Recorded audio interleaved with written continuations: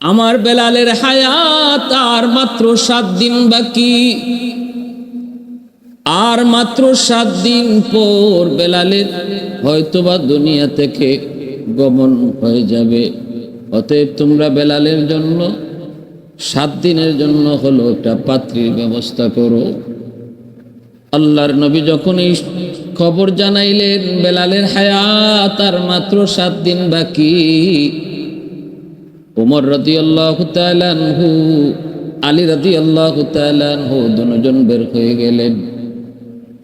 তালাশ করে করে যেখানে যায় বিয়ের প্রস্তাব দেন। বেলালের কথা শোনা মাত্রই তারা সানন্দে রাজি হয়ে যায়, খুশি খুশি রাজি হয়ে যায়।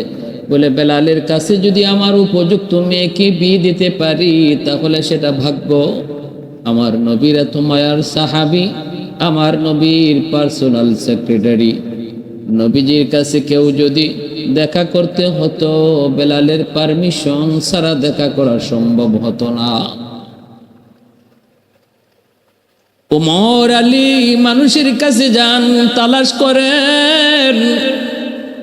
যেই বেলালের কথা শুনে সেই খুশি হয়ে যায়, খুশি খুশি বিয়েতে রাজি।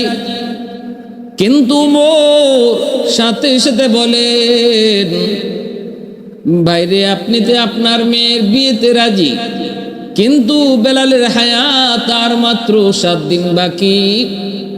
মায়ার নবীকে আল্লাহ পাক জানায় দিছেন 7 দিন মাত্র বেলালের হায়াত বাকি।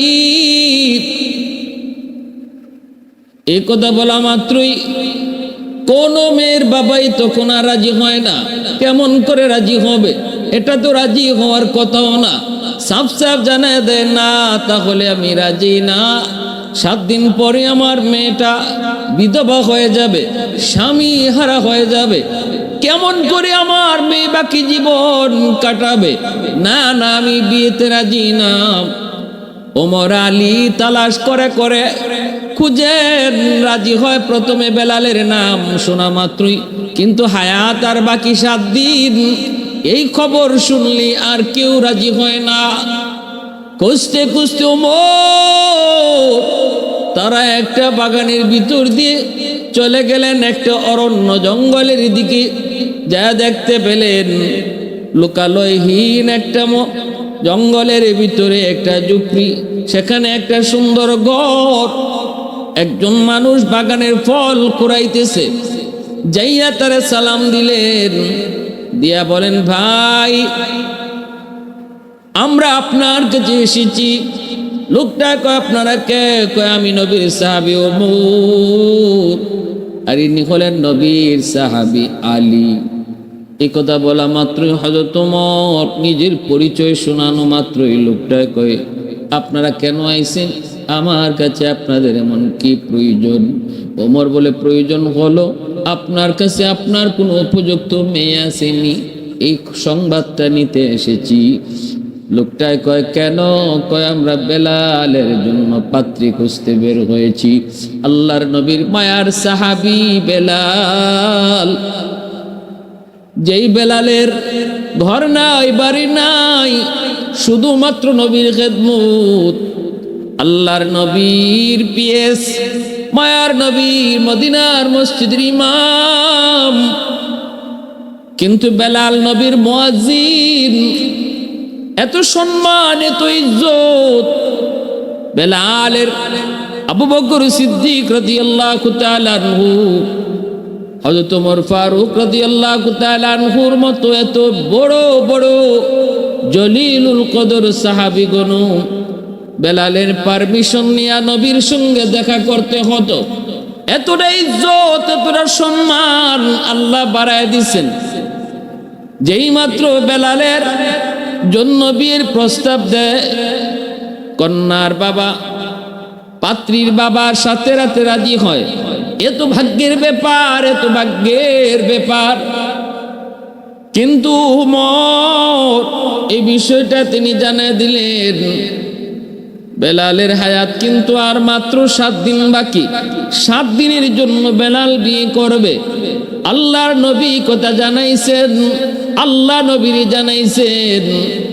এরপরও নবী আমাদেরকে পাঠাইছেন বেলালকে বিয়ে করানোর জন্য, পাত্রী খোঁজার জন্য।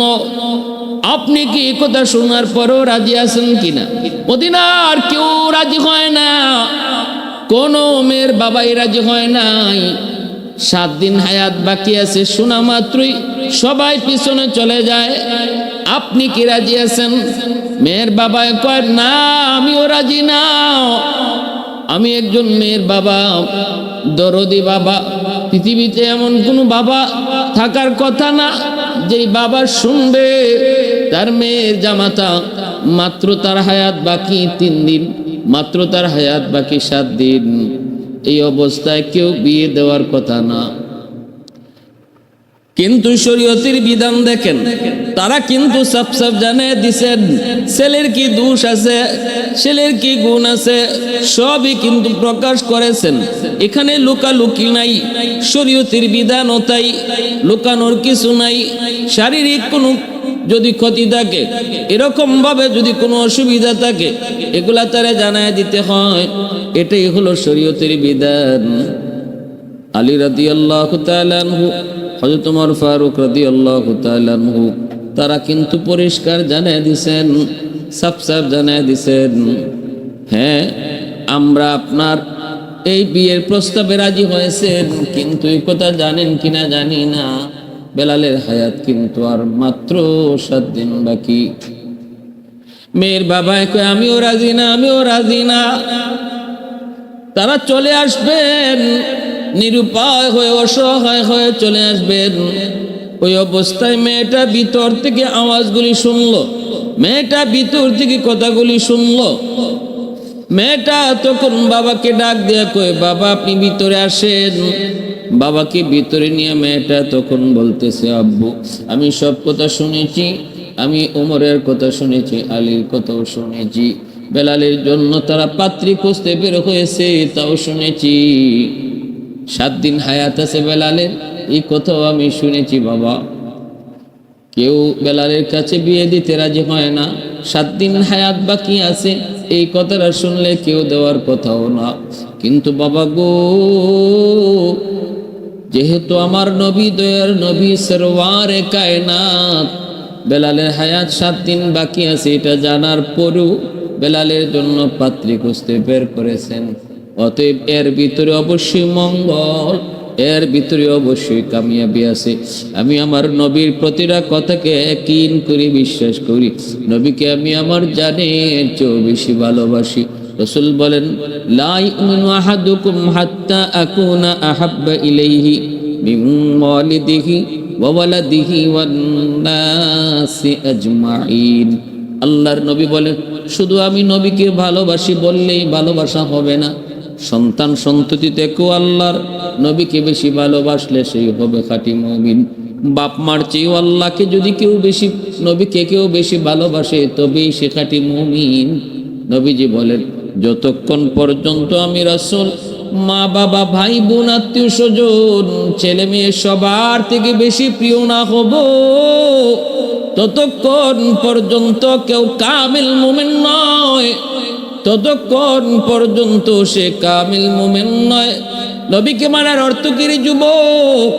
নবীকে মানার অর্থ হলো নবীর সব কথা মানা, আল্লাহ নবীর কথার উপরে ইয়াকিন করা, নবীর কথা মানার ভিতরেই মঙ্গল, আল্লাহ রসুলের তরিকা মতো চলার মধ্যেই মঙ্গল, আমাদের সফলতা দুনিয়া আখিরাতে।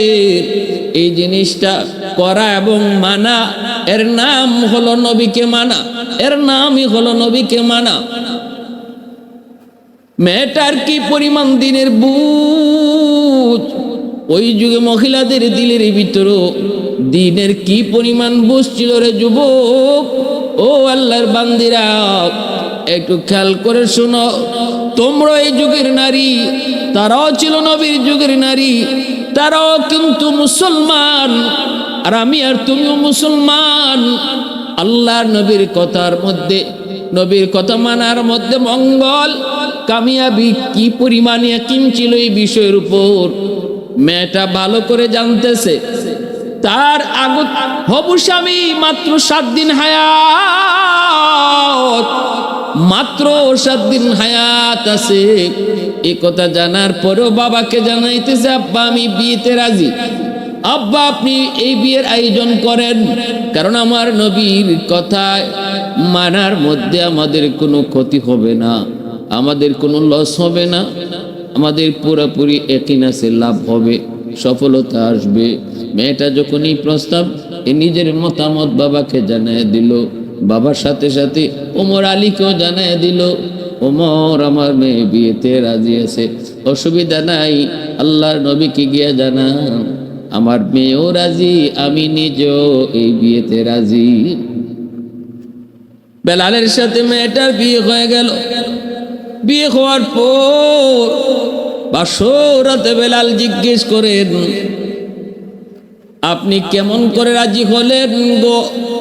আপনি কি জানেন না আমার হায়াত মাত্র 7 দিন বাকি? এই 7 দিনের জন্য আপনি আমার কাছে কেন বিয়ে বসলেন?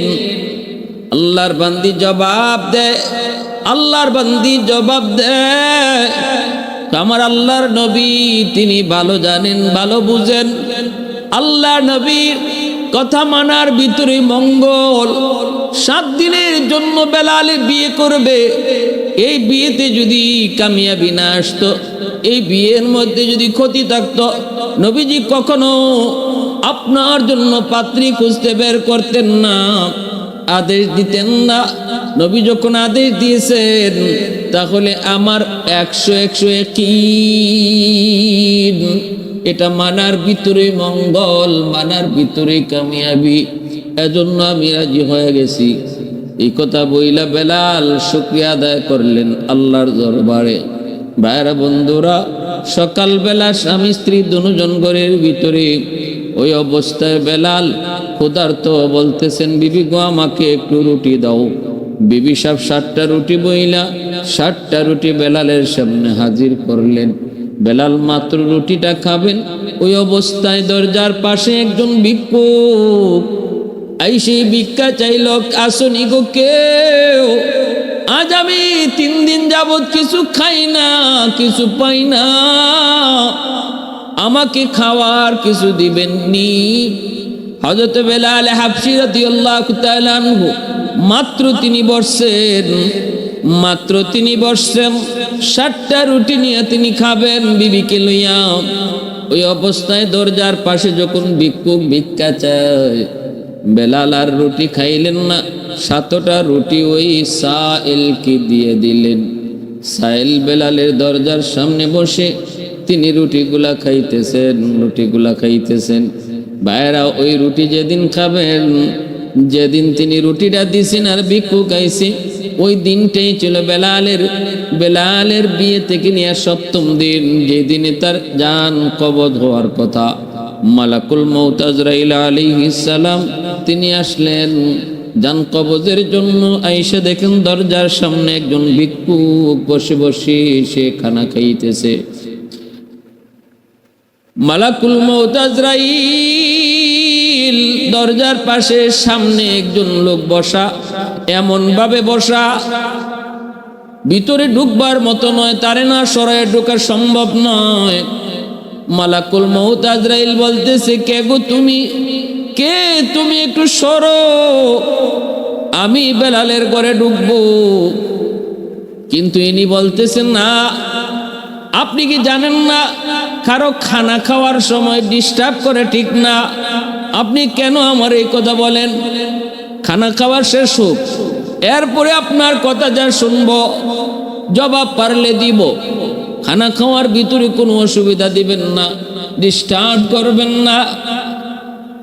মালাকুল মউত আজরাইল তো বাক আল্লাহর কাছে জানতে চান, মালিক আপনি তো বেলালের রূহ কবজের জন্য তার ঘরে ঢুকতে বললেন, কিন্তু ঢুকার তো সম্ভব না। একজন ভিক্ষুক তো তার দরজার পাশে বসে বসে রুটি খায়, আমি তারে শর্তে বলি কিন্তু সে কথাই শুনে না। আল্লাহ এখন কি করব?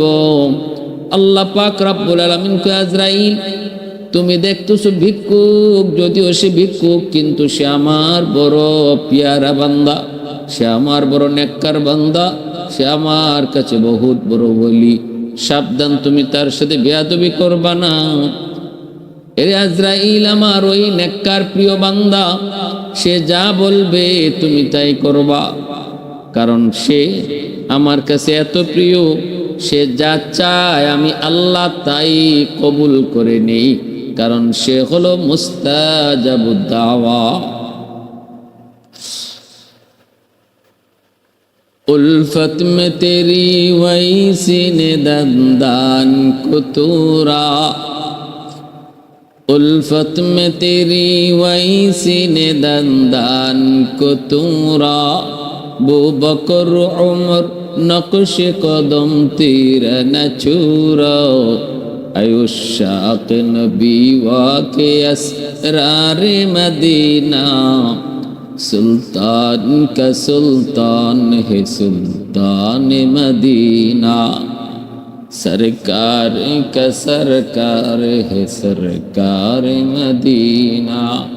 अल्लाह ने मक्का ही में ये काबा बनाया, इस काबा का काबा तेरी मरकद को बनाया, अल्लाह ने मक्का ही में ये काबा बनाया, इस काबा का काबा तेरी मरकद को बनाया, ऐसा लम्हा जी चले जा राह मदीना, सुल्तान का सुल्तान है सुल्तान मदीना, सरकार का सरकार है सरकार मदीना, गुलजार का गुलजार है गुलजार मदीना। अल्लाह पाक को जिब्राइल সাবধান সাবধান, আমার ওই পেয়ারা বান্দার সাথে বেয়াদবি কইরো না, তারে জিগাও সে কি চায়, সে যা চাইবো আমি তাই কবুল করব। মালাকুল মউত আজরাইল আইসা বলতেছে, ও আল্লাহর পেয়ারা বান্দা, আপনি কি চান আপনি বলেন, কি চান আপনি বলেন, আপনি যা চাইবেন আল্লাহ তাই কবুল করবে। কেনই করবে না, কেনই করবে না, কারণ হলো ইনি কোনো সাইল নন্ডে যুবক, ইনি হলেন ওয়াজ কুরুনি রহমাতুল্লাহি আলাইহি, আল্লাহ পাকের বহুত বড় ওলি ওয়াজ কুরুনি রহমাতুল্লাহি আলাইহি, যাকে আল্লাহর নবী ইন্তেকালের আগ মুহূর্তে নিজের পরনের জুব্বাটা হাতিয়ে দিয়েছিলেন। আলী আর উমর দুইজনে এই জুব্বা নিয়ে তিনি ওয়াজ কুরুনির খুঁজে তালাশে বের হয়েছিলেন। করণ এলাকায় আইসা মানুষকে জিজ্ঞেস করেছেন, ও মানুষেরা, ওয়াজ নামে তোমরা কাউরে চিনোনি?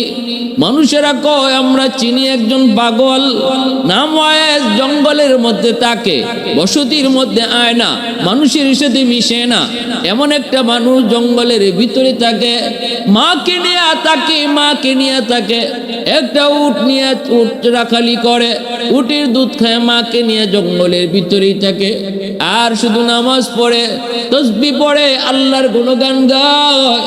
ওই মানুষটা জঙ্গলের মধ্যে থাকে। ওমর কই কোথায়, কোন দিকে একটু আমাদেরকে বলো। চলে গেলেন, খুঁজে বের করলেন, জঙ্গলের ভিতরে একটা গাছের নিচে ওয়াজ কুরুনি আল্লাহ পাকের কুদরতি কদমে সেজদায় পড়ে কান্দে। সালাম ফিরানোর পর উমর আলী তারা নিজের পরিচয় দিলেন, আলী নিজের পরিচয় দেন, উমর নিজের পরিচয় দেন। ওয়াজ কুরুনি বলতেছেন, আপনারা আমার খুঁজে কেন এসেছেন? কয় আমরা আপনার নামটা জানতে চাই, গল্লার পেয়ারা বান্দা, গল্লার বলি নবীর আশিক, আপনার নাম কি? ওয়াজ কুরুনি কয় নাম আব্দুল্লাহ। উমর কয় আব্দুল্লাহ তো আমরাও, আপনার বাপ মা আপনার নাম কি রাখছেন সেটা কোন? ওয়াজ কুরুনি কয় আমার আব্বা আম্মা নাম রাখছেন ওয়াজ। বলতেই হল তোমর কয় আপনার ডান হাতের তালুটা কি একটু দেখতে পারি?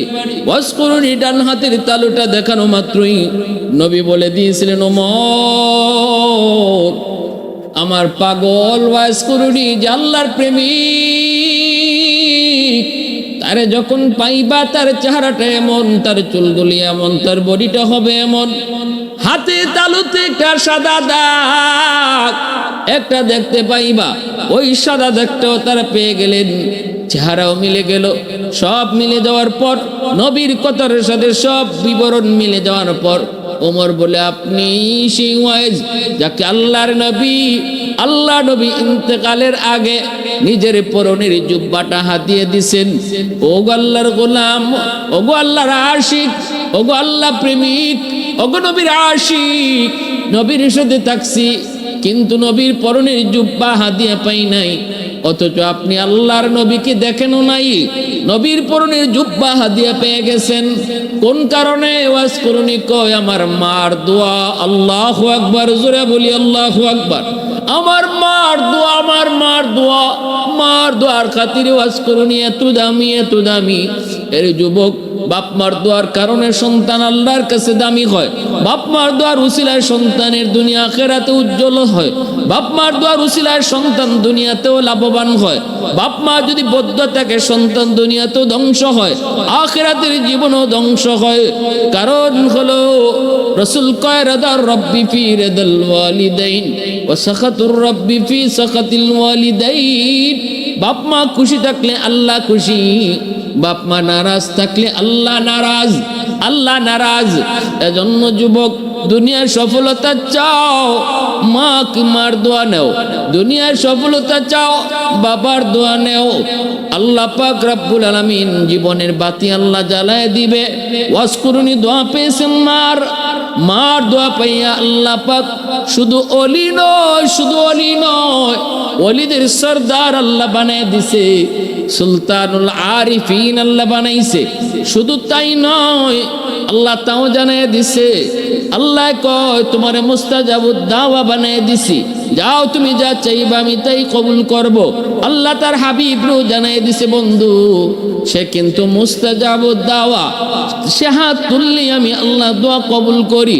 এজন্য উমর তিনি আল্লাহ নবীর জুব্বা হাদিয়া দিয়া বলতেছেন, আর নবী কইছেন যেন আপনি আল্লাহর নবীর গুনাহগার উম্মতের জন্য আল্লাহর কাছে দোয়া করেন, সুপারিশ করেন।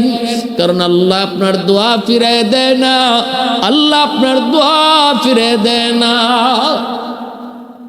ऐ सल्ली अला आपका फैज़ान रिसालत, ऐ सल्ली अला आपका फैज़ान रिसालत, जो मिस्ल हजरत वो हवा रश्क रही ना, सदक़े में तेरे हो गया हो रखबर उम्मत, जो कुफ्र की जुल्मत से तायक अब्द कबीना, जो क़ल्ब परीशा का सदारन जो आलम से, जो क़ल्ब परीशा का सदारन जो आलम से, फैज़ान नबूवत से मिला उनका सकीना, फैज़ान नबूवत से मिला उनका सकीना। বাইরা বন্ধুরা, জন্য বলতেছিলাম, ওয়াজ করুনির মতো এত বড় আল্লাহর ওলি বেলাল হাবশির দরজার পাশে বইসা ভিক্ষুকের মতো 7টা রুটি খাইলেন। মালাকুল মউত আজরাইল যখন আবার আয়া জিজ্ঞেস করেন, আল্লাহর পেয়ারা বান্দা কি চান আপনি বলেন, আপনি যা চাইবেন আল্লাহ তাই কবুল করবে। সাথে সাথে ওয়াজ করুনি কয়, বেলাল আমাকে 7টা রুটি খাওয়াইছে, আল্লাহ একের বদলা 10 দেয়। মান জাআ বিল হাসানাতি ফালাহু আশরু আমসালিহা। আমি 7 বছর হায়াত বৃদ্ধি চাই না, একে 10 যদি হয় 70। আমি বেলালের জন্য আল্লাহর কাছে 70 বছরের হায়াত বৃদ্ধির দোয়া করি। মালাকুল মউত আজরাইল কয়, আল্লাহর বান্দা এটা কেমনে সম্ভব? আল্লাহ তো আমারে পাঠাইছে বেলালের রূহ কবজ করার জন্য, জান কবজ করার জন্য। ওয়াজ করুনি কয়, এত কিছু বুঝি না, যদি বেলালের আরো 70 বছর হায়াত বৃদ্ধি করা না হয়, আমি আমরণ তার দরজার পাশে দাঁড়ায় থাকবো, দরজার পাশে বসা থাকবো। কোন পথে আপনি ঢুকবেন, ঢুকতে দেব না। মালাকুল মউত আজরাইল কে আল্লাহ ডাক দিয়ে কয়, আজরাইল আমার পেয়ারা বান্দা ওয়াজ করুনি যা কইছে আমি আল্লাহর কাছে তা মঞ্জুর। জানা দাও আমি বেলালের হায়াত আর 70 বছর বৃদ্ধি করে দিয়েছি।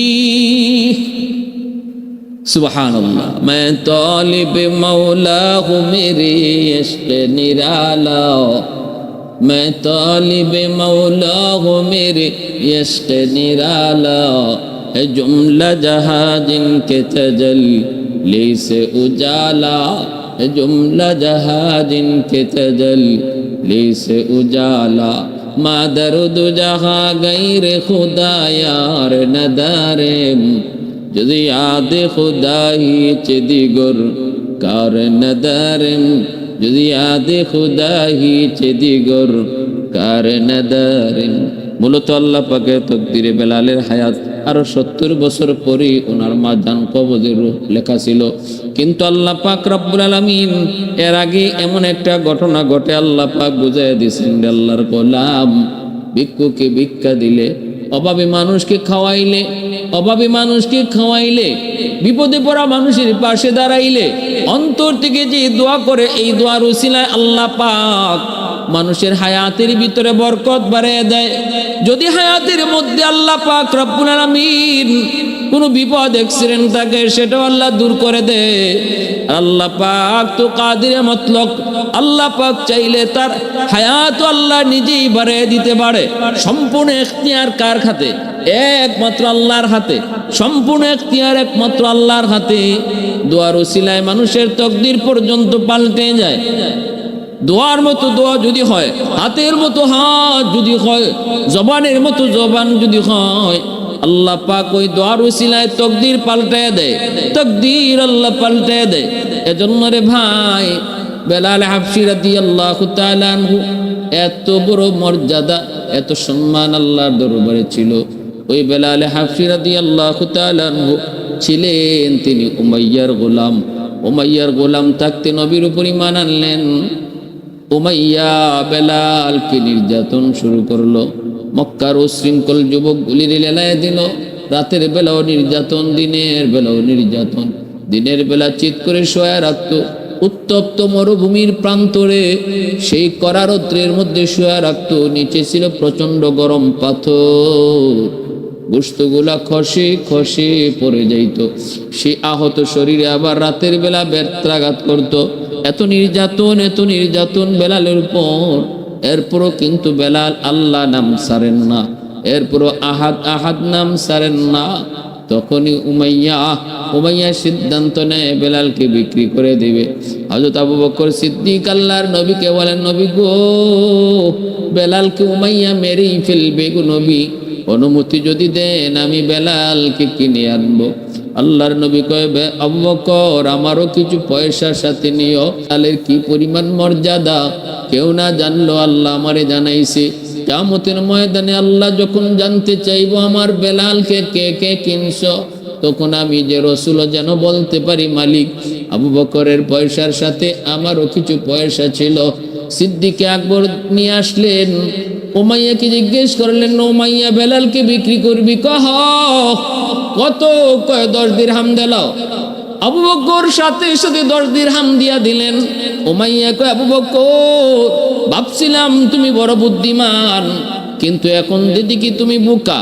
আরে আমি চাইলামই মাত্র 10 দিরহাম, তুমি যদি 1 দিরহামও কইতা আমি বিক্রি করে দিতাম। কারণ বেলাল আমার কোনো কথাই শোনে না, কোন দিন জানি মইরা যায়। এর চেয়ে 1 দিরহাম পাইলো আমার লাভ, আমি তোমার কাছে বিক্রি করতাম।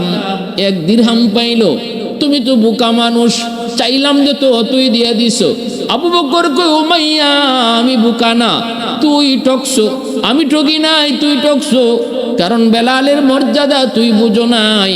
বেলালের মর্যাদা বুঝেছেন রাসূল, যার কারণে নবীজি নিজেও টাকায় শামিল ছিলেন, পয়সা দিয়ে শামিল হলেন বেলালকে কেনার জন্য। নবী চিনেছেন, আমি আবু বকর চিনেছি, অতএব আমি ঠকি নাই। ভালো করে শুন, তুই ঠকছো।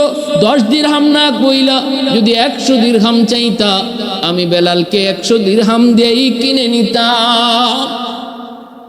সেই বেলাল আল্লাহ নবীর কাছে আসা মাত্রই নবীজির এত মায়ার হলেন, নবীজি তারে পার্সোনাল সেক্রেটারি বানায় দিলেন। আল্লাহর নবীর পার্সোনাল সেক্রেটারি হয়ে গেলেন, নবীর ঘরের দারোয়ান বেলাল হয়ে গেলেন। মদিনায় হিজরতের পর নবী হলেন মদিনার মসজিদের ইমাম, বেলাল হলেন সেই মসজিদের মুয়াজ্জিন। এত সম্মান, এত ইজ্জত আল্লাহ তারে দিলেন।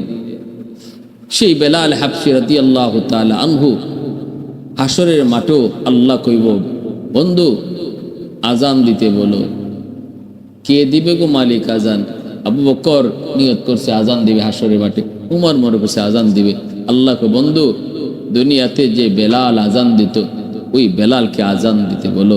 রসুল বলে আজ্জিন ইয়া বেলাল, কারণ মদিনার মসজিদে আজান হতো আর আমি আরশের মালিক বেলালের আজান শুনতাম। সুবহানাল্লাহ। রসুল হাসরের মাঠে যে উটের পিঠে সওয়ার হইয়া জান্নাতের দিকে রওনা দিবেন, হাদিসে এসেছে সেই উটের লাগামটাও ধরে ধরে টানবেন বেলাল হাবশী রাদিয়াল্লাহু তাআলা। আল্লাহ আমাদের সবাইকে নবী সাহাবায়ে কেরামদের মতো ঈমান গড়ার তৌফিক আল্লাহ দান করুন।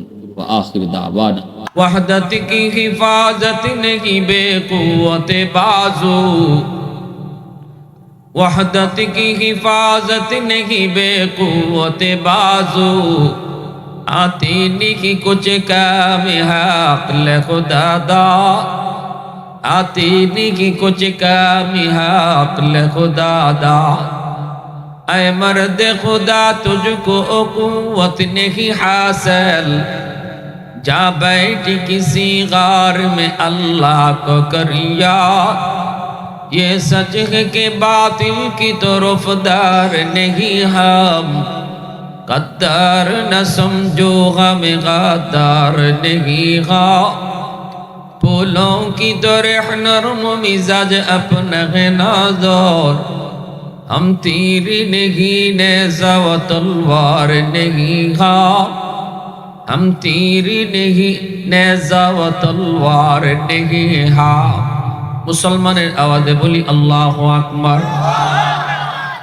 আমার ভাইরা বন্ধুরা জন্য বলতেছিলাম, যুবক একটু দিলটা নরম করে কথাগুলি বোঝার চেষ্টা করো। এই মানুষগুলাকে আল্লাহ পাক মাফ করে দিবে। শহীদ আল্লাহ রাস্তায় শাহাদত বরণ করেছে, তারও আল্লাহ শাহাদতের কারণে মাফ করবে। কিন্তু আল্লাহ যতই মাফ করবে সব মাফ করা হবে আল্লাহর হক। কিন্তু যদি মানুষকে কোনো কষ্ট দিয়ে থাকো, কোনো মানুষের হক তুমি নষ্ট করে থাকো, কোনো মানুষকে অন্যায়ভাবে তুমি জুলুম করে থাকো, মনে রাখবা এই বিষয়টা আল্লাহ কখনো মাফ দিবেন না। পরিষ্কার আল্লাহ বলবেন, বান্দা আমি ব্যাপারে কিছু জানি না, এই বিষয়টা আমার অমুক বান্দার সাথে জড়িত।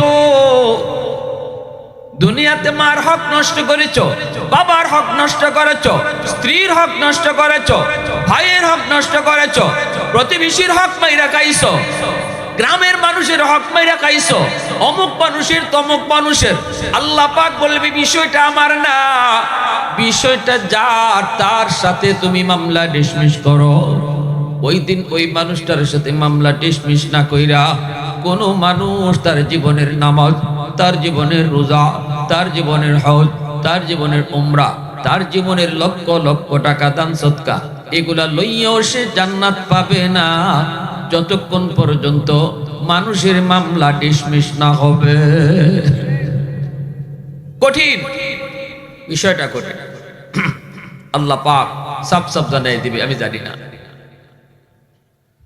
এই আল্লাহর গোলাম, এজন্যই নবীজি বলেছেন উম্মতের দল, সাহাবীরা কও তোমাদের ভিতরে মুফলিস কে, তোমাদের ভিতরে গরিব কেডা, মিসকিন কেডা? সাহাবীরা কয় লা দিরহাম লাহু ওয়ালা দিনারা, যার টাকা নাই পয়সা নাই সেই তো হলো আমাদের ভিতরে সবচেয়ে গরিব, সবচেয়ে বড় অসহায়। আমাদের ভিতরে সবচেয়ে সেই তো হলো মিসকিন, যার পয়সা নাই, টাকা নাই, ঘর নাই, বাড়ি নাই, সেই তো হলো আমাদের ভিতরে সবচেয়ে বড় অভাবী, সবচেয়ে বড় মিসকিন, সবচেয়ে বড় অসহায়। নবীজি বলেন না, যার টাকা নেই, পয়সা নেই, ঘর নেই, বাড়ি নেই, সে তোমাদের মধ্যে অভাবী নয় গো, সে তোমাদের মধ্যে সবচেয়ে বড় অসহায় নয়।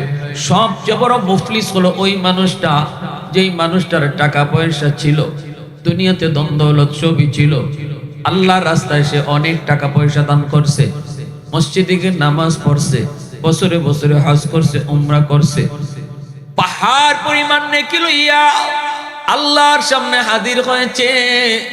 কিন্তু ওই মানুষের যে হক নষ্ট করেছে দুনিয়ায়, ওই মানুষগুলার হক দিতে শুরু করবে, হক দিতে শুরু করবে।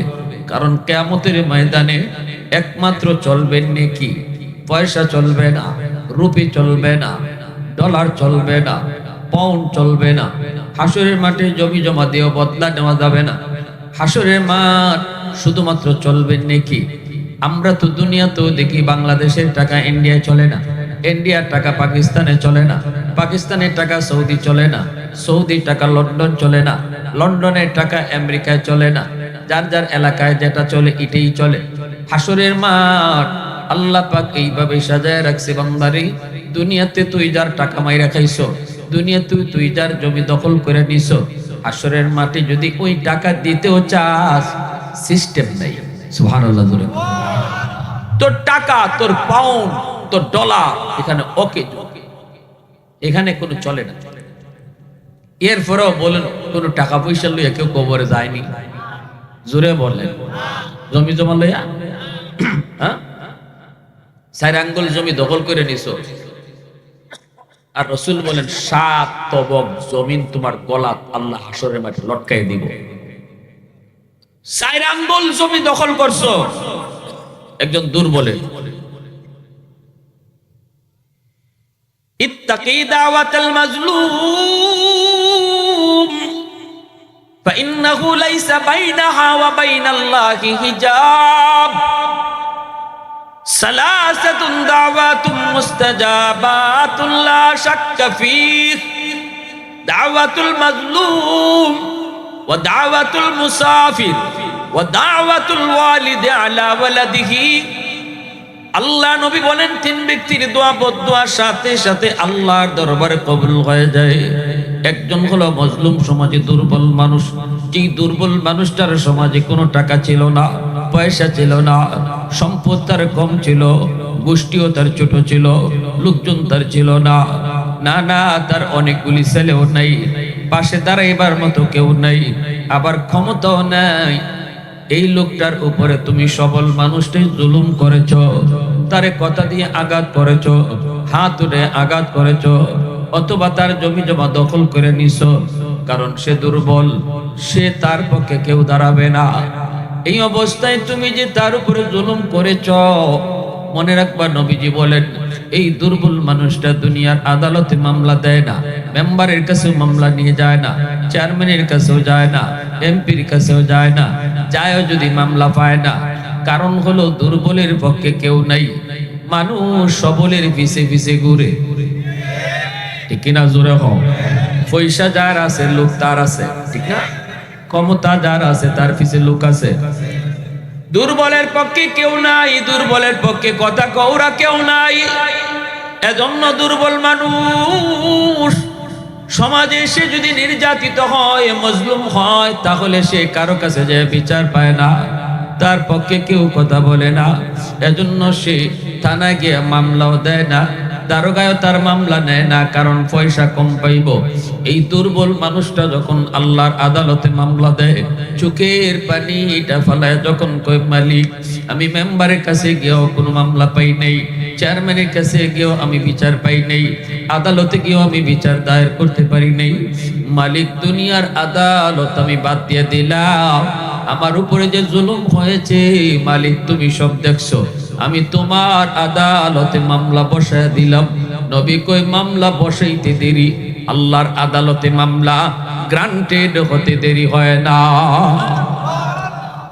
দুনিয়ার আদালত বড় সহজ, আল্লাহর আদালত বড় কঠিন।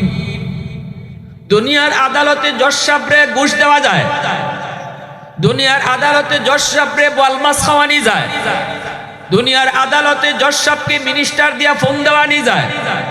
কিন্তু বলো দেখি আল্লাহর আদালতে এই সুযোগ আসেনি? আল্লাহরে ঘুষ দেওয়ার সাহস রামসির কারো আসেনি? আল্লাহরে ফোন দেওয়ানির সহজ সুযোগ কারো আসেনি? এজন্য দুনিয়ার আদালতে কোনো না কোনো সুরতে হয়তো মামলা থেকে খালাস পাওয়া যায়, কিন্তু আল্লাহর আদালতে যার বিরুদ্ধে মামলা হবে রে যুবক, এই মামলা থেকে রেহাই পাওয়ার কোনো উপায়।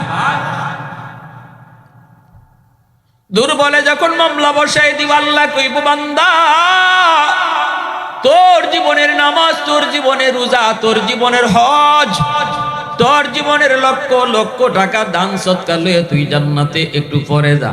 আগে তোর বিরুদ্ধে মামলা আছে, একটু মামলা দেখ গেল। তখনই দেখবো মামলার বাদী মানুষগুলা তার বিপক্ষে দাঁড়ায় আছে। তখন আল্লাহ কইব এই বিষয়টা আমার না বান্দা, আমার বিষয় হইলে তোরে আমি হয়তো কোনো ওসিলায় মাফ করে দিতাম। কারণ কিয়ামতের ময়দানে আল্লাহর কুদরতি কলিজায় 99 ভাগ দয়া মায়া থাকবো। আল্লাহ কোনো না কোনো ওসিলায় আল্লাহ তার বান্দারে মাফ করে দিব। এমন মাফ করবার লাগি আল্লাহ পাক খালি ওসিলা কইল। সুবহানাল্লাহ, জোরে বলেন। দুনিয়া তো দেখবেন জজ সাহেব আসামির পক্ষে থাকে, এটা জানেন নি আপনারা? জজ সাহেব সবসময় কার পক্ষে থাকে? আসামির পক্ষে। যে কোনো একটা উসুরতনি পাওয়া যায়, কোনো একটা দুর্বলতা নি পাওয়া যায়, তারে বাসানি নিয়ে যায় দুনিয়ার আদালত। একই সিস্টেম আল্লাহর আদালতেও। আল্লাহর আদালতেও আল্লাহ তার গুনাহগার বান্দাদের পক্ষে থাকবো। আল্লাহ খালি উসিলা খুঁজবো, আমার বান্দারে কোন একটা উসিলায় মাফ করতাম। সুবহান। একটা উসিলার কথা কই, মনোযোগ আছে আপনাদের? আল্লাহ হাশরের ময়দানে ইমাম গাজ্জালি রাহমাতুল্লাহি আলাইহি তার দাকাইকুল আখবার নামক কিতাবের ভিতরে লিখছেন, একজন মানুষ আল্লাহ মাফ করতে চাইবো কিন্তু উসিলা খুঁজতেছে। আল্লাহ উসিলা খুঁজতে গিয়ে কয় বান্দা বল, দুনিয়াতে কোন আলিমের মজলিসে তুই বসছিলি নি? এই উসিলাটা যদি আমি আল্লাহ পাই, আমি তোরে মাফ করে দিব। কইব না গো মালিক, মনে পড়ে না, রামশ্রী এলাকায় আমার বাড়ি ওয়াজ হয়েছে কিন্তু বইছি না। আল্লাহ তখনও রাগ করে না। সুবহানাল্লাহ। আল্লাহ তখনও রাগ করতেছে না এর উপরে। আল্লাহ কইব বান্দা বল, কোন আলেমের সাথে জীবনে একদিন হইলো খানা খাইছত নি? কইব না গো মালিক, মনে পড়ে না। তখন আল্লাহ রাগ করে না। আল্লাহ তখন কইব বল, এমন কোন ঘরে তুই থাকছো কিনা যেই ঘরে আগে কোন আলেম কোনদিন ছিল? এই উসিলা পাইলো আমি তোরে মাফ করে দিব। তখনও কয় না গো মালিক, মনে পড়ে না। আল্লাহ পাক তখন কইব বান্দা বল, তোর কোন সন্তানের নাম কোন আলেমের নামে নাম রাখছত নি? এই উসিলাটাও যদি আমি আল্লাহ পাই, আজ আমি তোরে মাফ করার সিদ্ধান্ত নিয়ে নিই। তখনও কয় না গো মালিক, এই কামটাও করছি না। নাম রাখছি নিজের মতো, নাম রাখছি গুগল দেখা, নাম দেখছি ইন্টারনেটে সার্চ দিয়া, আলেমের নামে নাম রাখছি না। আল্লাহ আমি ভুল করছি, পদে পদে ভুল করছি। এইবার আল্লাহ বলবো ফেরেশতারা ওরে জিগাও, দুনিয়াতে কোন আলেমের সাথে ওর সম্পর্ক প্রমাণিত হয় নাই, কিন্তু জিগাও এমন কোন বন্ধু তার ছিল কিনা যেই বন্ধু আলেমদেরকে ভালোবাসতো। ইনডাইরেক্ট। এবার আল্লাহ চলে গেছে ইনডাইরেক্ট। ডাইরেক্ট সম্পর্ক প্রমাণিত হইছে না উলামায়ে কেরামের সাথে, দেখি একটু ঘুরায় নিয়ে সম্পর্ক প্রমাণিত হয়। আল্লাহ কয় ফেরেশতারা ওরে জিগাও তো, দুনিয়াতে ওর এমন কোন একজন বন্ধু ছিল কিনা যেই বন্ধু মসজিদের ইমাম সাহেবরে ভালোবাসতো, মুয়াজ্জিন সাহেবরে ভালোবাসতো, এলাকার আলেমদের সাথে সম্পর্ক রাখতো, মাদ্রাসা ছাত্র উস্তাদের খোঁজ খবর নিত।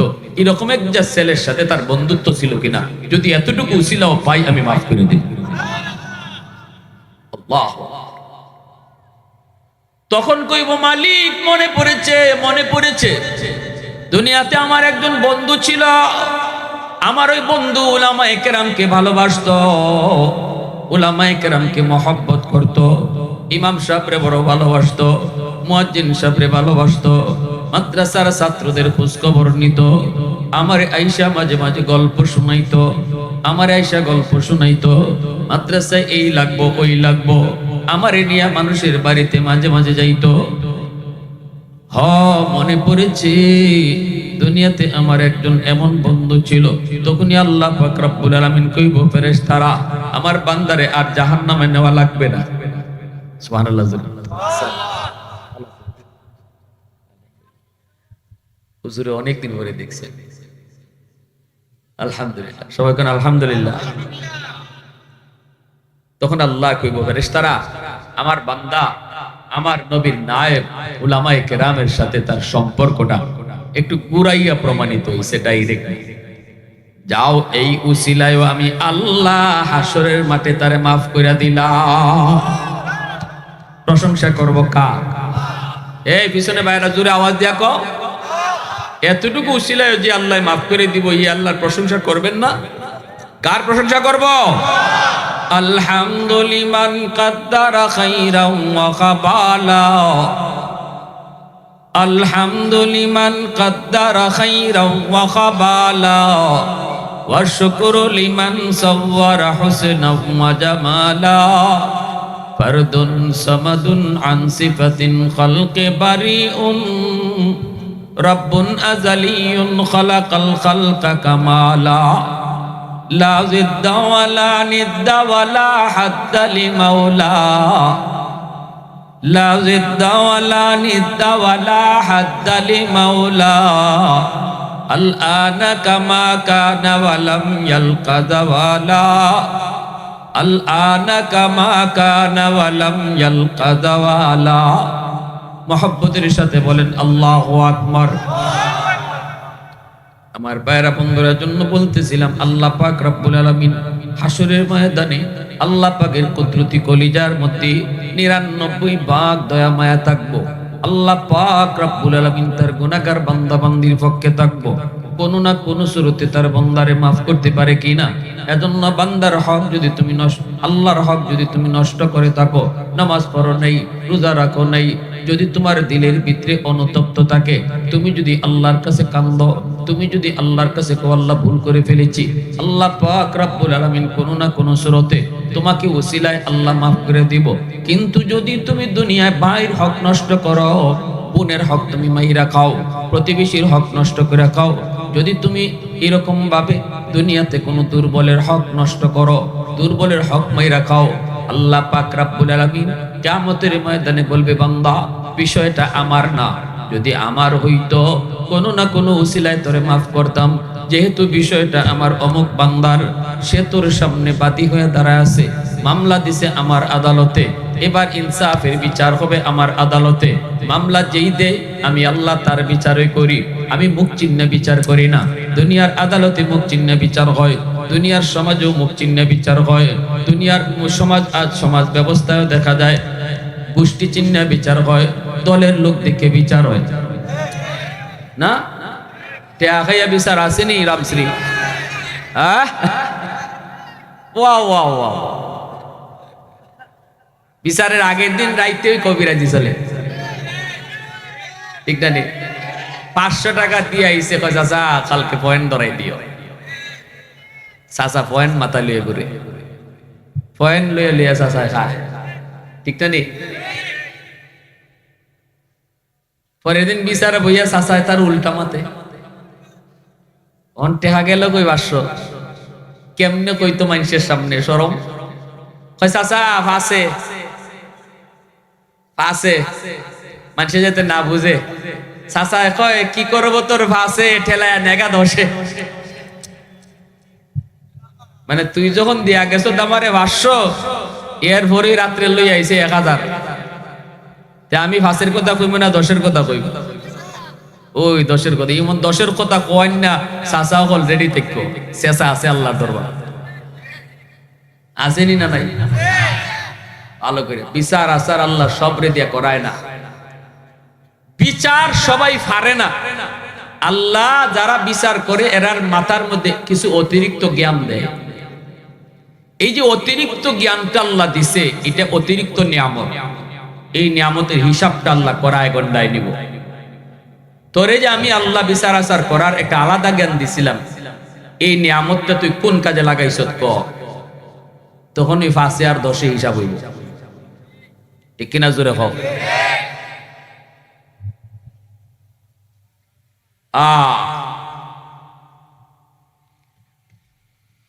আমার রসুল রহমতের নবী ইনসাফ প্রতিষ্ঠা করার জন্য দুনিয়ায় ছিলেন।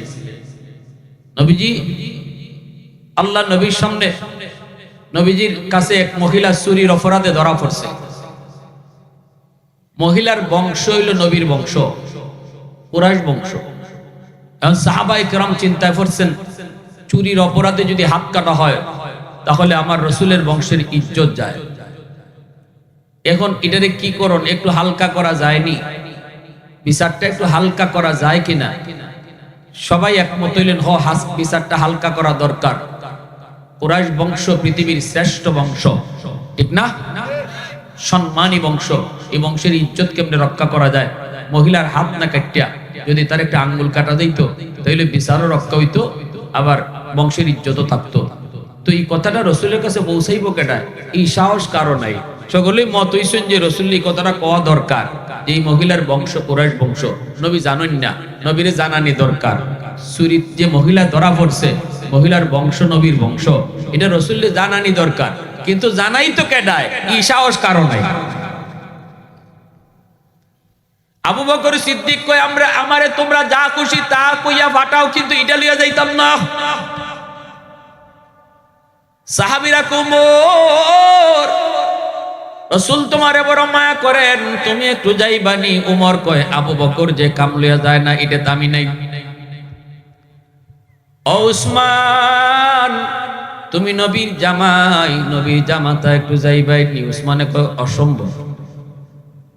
আলী, তুমি যাইবাইনি? কয়, আমি তো আগেই নেই, আমি তো নবীর গরু খাইয়ে বড় গেছি, আবার আমার অত বড় সাহস নেই, আমি গিয়া এই কথা কইতাম?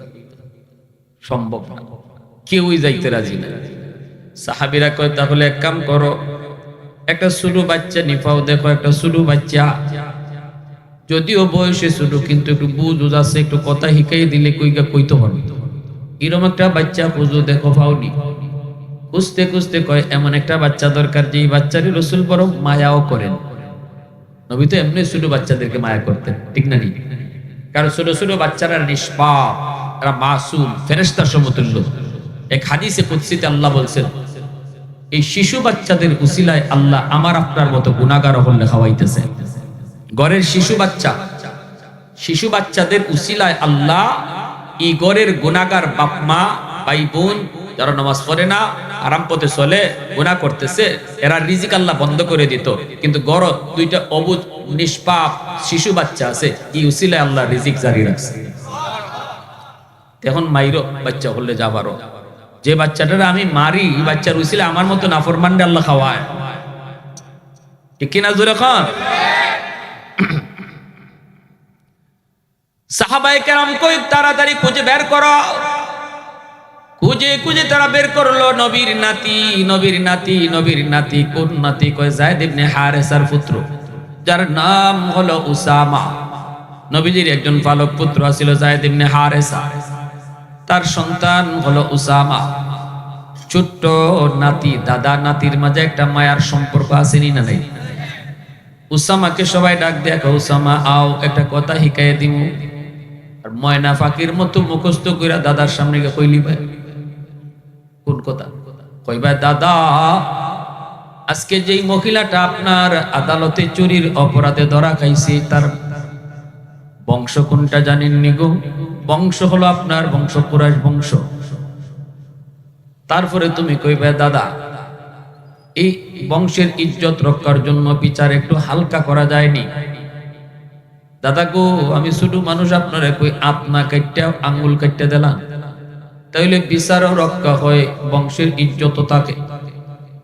উসামারে শিখাই দিছি। উসামায় কয়, আমারে যদি দাদা মারে তাহলে তোমরা কই থাকবা? তোমরা তো কেউ গেলায় না, আমারে ফাটাইতেছে। সাহাবীরা কয়, আমরা দাঁড়ই আছি, চিন্তা করো না। রসুলে তোমারে মারবার লইলেই আমরা দৌড় দিয়ে গিয়া মাঝখানে পড়ে একটু, ইয়া রাসূলুল্লাহ শুধু মানুষ বুঝছে না, মাফ করে দাও। ফাটাইবো হেরা, ওই আবার মাঝখানে গিয়া খামাইবো এরাও। আমরা দাঁড়ই আছি, তুমি টেনশন করো না, দাও। উসামারে ফাটাই দিছে। নবীজির কাছে উসামা এসে কয়, দাদা। আইয়ো দাদা কইবার আগে এই ঘেঁষাঘেঁষি শুরু করছে, কুলো উঠে গালে গালে গাল লাগায়। শিশু বাচ্চা হতে দেখে, আমার ছোট মেয়েটা আছে, কোনো কিছু চাইবার আগে দাঁড়ো আইয়া এমন ভাবে নাকে নাকে নাক লাগাইবো, হ্যাঁ, গালে গালে গাল লাগাইবো, ঘষাঘষি করবো। তা আমি ইরম করলে আমি বুঝ জ্বালাই, আম্মু কিতা লাগবো তোমার? কইলাম এমনি আইসে দেয়, কাবু আমি কোনটা চাইছি না, আমি তোমার এই গসা গসিতে আমি বুঝতেছি তুমি কুস্তা চাইবা। ঠিক না রে? বাচ্চারাও বুঝে এটা যে কুস্তা চাইবার আগে বাইল দেওয়ান লাগে, ঠিক না? চাইবার আগে বাইল দেওয়ান লাগে, বাইল দিলে চাওয়াটা মজবুত হয়। এটা আল্লাহ শিখাইছে যে চাইবার আগে প্রশংসা করো, প্রশংসা করবা তারপরে চাইবা। এটা আল্লাহ নিজেই শিখাই দিছে, আল্লাহ এটা পছন্দ করে। সুবহানাল্লাহ জোরে কর। পয়লা ছুটি আল্লাহ কয় না ইহদিনাস সিরাতাল মুস্তাকিম, পয়লা ছুটি আল্লাহ শিখাইছে না ইহদিনাস সিরাতাল মুস্তাকিম। প্রথম আল্লাহ শিখাইছে কও আলহামদুলিল্লাহি রাব্বিল আলামিন আর রহমানির রহিম মালিক ইয়াউমিদ্দিন। ওই খালি আল্লাহর প্রশংসা, আল্লাহর প্রশংসা, আল্লাহর গুণগান। এরপর আল্লাহ কয় এখন কও কোন কিতা চাও, কয় ইহদিনাস সিরাতাল মুস্তাকিম, আমারে জান্নাতের পথ দেখাও। সুবহানাল্লাহ। দেখছেন নি?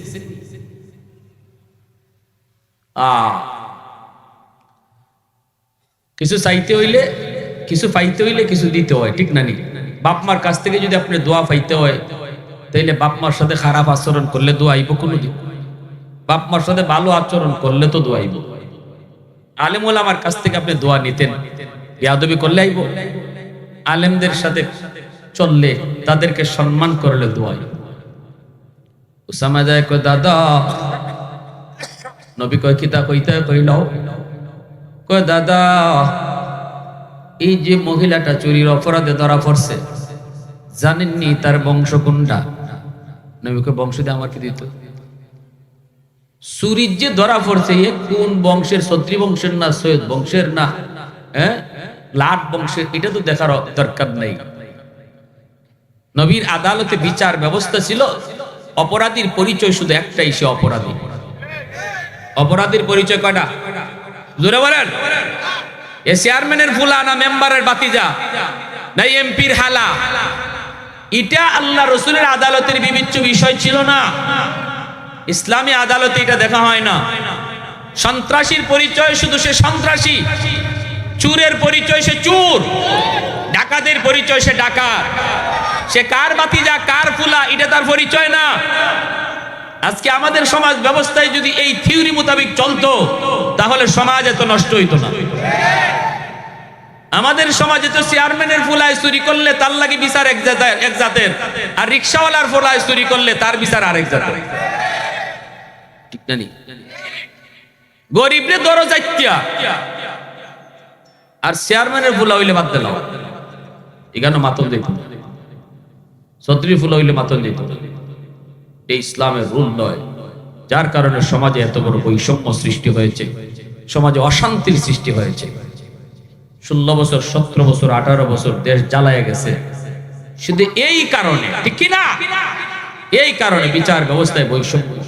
আমার নিজের দলের লোক হইলে তার বিচার এক জাত, আর সে যদি অন্য দলের হয়, সে যদি আর টুফিওয়ালা যদি হইতে তো আর হইছে ওই কাম, ঠিক না? নেই টুফিওয়ালা যদি হইতে তো হইছে এই কাম। এরা দরো যাইতিয়া সাইরোডা। অতীতের বহু জাতিকে আল্লাহ ধ্বংস করে দিছে শুধু বৈষম্যমূলক বিচার ব্যবস্থার কারণে। বহু জাতিকে জাতি আল্লাহ ধ্বংস করে দিছে। আল্লাহ রাসূল তার হাদিসে বলছেন, শুধু এই অপরাধটা আল্লাহ সইতে পারে না। আল্লাহ সইতে পারে না দুই চোখ দিয়ে বিচার করা, এটা আল্লাহ সইতে পারে না। আল্লাহ বরদাস্ত করতে পারে না এটা। বিচার সবার জন্য সমান। অপরাধীর পরিচয় একটাই, সে অপরাধী, আর কোনো পরিচয় তার নেই। আল্লাহ নবী বলতেছে, উসামা কি কইতেছো একটু বুঝে কও। সবসময় আমি তোমার দাদা না, আমি জজ, বুঝে কও। দাদা এক সময় আর জজ আর এক সময়, তাও তো নাতি তো। দাদা ও দাদা, ইজ্জত যাইব আপনার বংশে, আত কাটলে আঙ্গুলটা কাটতে ইজ্জত রক্ষা হইব, বিচার হইব। কি কইব উসামা এই কথাটা? রসুল গুসায়, নবীজির চেহারা লাল হয়ে গেছে। আল্লাহ রসুল বসা থেকে দাঁড়ায় গেছেন কাঁপতে কাঁপতে। অথচ আদরের নাতি। আমার আপনার নবী, রহমতের নবী, দয়ার নবী জীবনে সহজে, এত সহজে রাগ করেন না। নবীজি এত সহজে রাগ হন না। নবীজি নিজের ব্যক্তির উপরে আক্রমণ হইলে নবী রাগ করেন না। কিন্তু এই কথায় রাসূল এত রাগ করছেন বসা থেকে দাঁড়ায় গেছে। এবার আল্লাহ নবী দাঁড়ানো মাত্রই সাহাবায়ে কেরাম বাপ বুঝা দৌড়ে আইছেন। আইয়ে গো ইয়া রাসূলুল্লাহ, আসলে মানুষ বুঝে না। আল্লাহ নবী কই এটা আমার উসামার কথা না, এটা তোমরা হিকাই দিছো। এটা হিকান্না কথা। এ সাহাবীরা শুনো, ভালো করে শুনো, আমি মুহাম্মদুর রাসূলুল্লাহর কথাটা শুনো। আল্লাহ আমাকে দুনিয়াতে ইনসাফ প্রতিষ্ঠা করার জন্য দুনিয়া পাঠাইছে। বৈষম্যমূলক বিচার ব্যবস্থা দূর করার জন্য আল্লাহ আমার দুনিয়া পাঠাইছে। আল্লাহ পাঠাইছে দুনিয়াতে ইনসাফ প্রতিষ্ঠা করতাম, সঠিক ন্যায় বিচার প্রতিষ্ঠা করার জন্য আল্লাহ আমাকে দুনিয়া পাঠাইছে। ভালো করে শুনো, শুধু আমার বংশের নারী না, যদি আমার কলিজার টুকরা মেয়ে ফাতেমাও চুরির অপরাধে ধরা পড়তো, আমি নবীর বাপ হইয়া তার হাতটা কেটে দিতাম। একটু আওয়াজ দেয়া কন্যা সুবহানাল্লাহ, আর একটু জোরে কন্যা সুবহানাল্লাহ। ওয়াল্লাইলু মিহি জুলফে মুহাম্মদ কাতারান্নুম ওয়াশ-শামসু মিরুখসারায়ে আহমদ কাতারান্নুম ওয়াল ফজর মিহি সুবহে রিসালাত কি বেশারত ওয়াল আসর মিহি দৌরে নবুয়ত কি বেশারত हर फूल में रूए मदीना का तबस्सुम शाखों की लचक में बेक़दा का तकल्लुम यासीन से मौला ने कभी उनको पुकारा हामीम को भी और कभी तासीन इशारा ये रमज़ों के कुछ आशिक माशूक के माबैन समझा है जिन्हें खल्क़ों में अक्सर वर कौनैन समझा है जिन्हें खल्क़ों में अक्सर वर कौनैन। मुसलमानेर आवाज़े बोलें अल्लाहु আকবার, আরো জোরে কোন আল্লাহু আকবার। এজন্য আমার ভাইরা বন্ধুরা, জুলুম আল্লাহ বরদাস্ত করে না রে যুবক। সমাজের দুর্বল মানুষের উপরে জুলুম করবা না, কারণ দুর্বল যদি আহ কয় আল্লাহর আরশটা কাঁপে ওঠে। আল্লাহ পাক রব্বুল আলামিন কয়, দুনিয়ার আদালতে যার বিচার নাই, আমি আল্লাহর আদালতে তার 100-এর 100 বিচার। দুনিয়ার আদালতে যার বিচার রাখে না, আল্লাহর আদালতে বিচার বইতে দেরি, বসতে দেরি হয় না।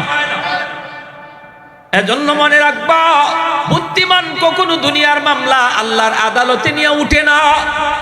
বুদ্ধিমান দুনিয়ার মামলা দুনিয়াতেই ডিসমিস করে নেয়, আল্লাহর আদালতে নিয়ে কখনো মামলা নিয়ে উঠে না, দুনিয়াতেই ডিসমিস করে ফেলে।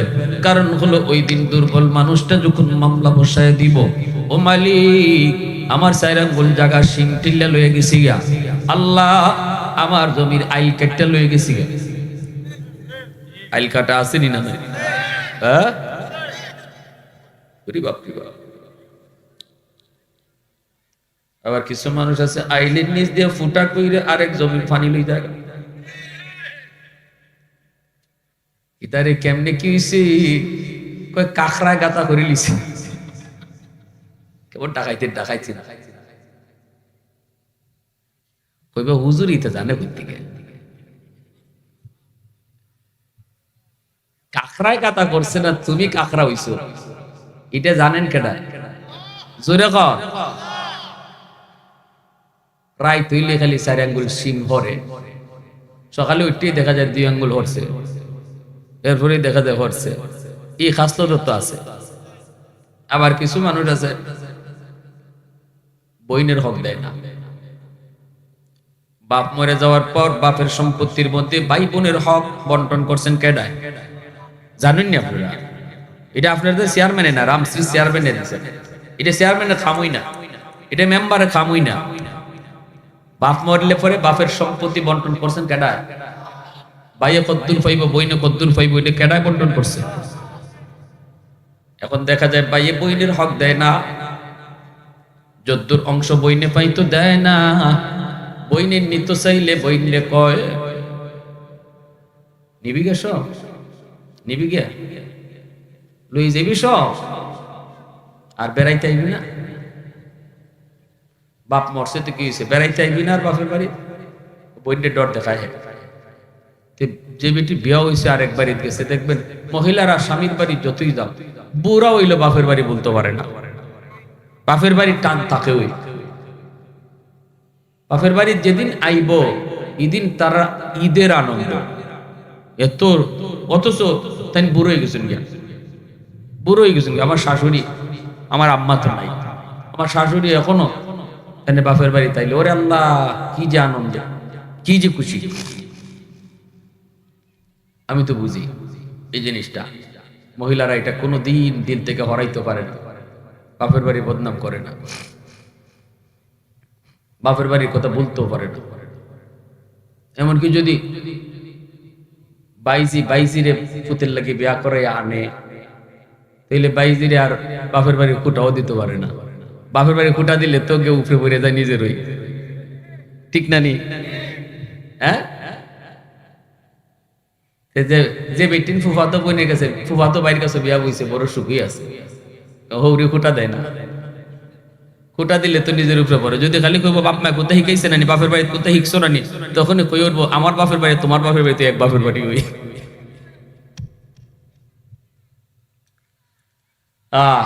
তো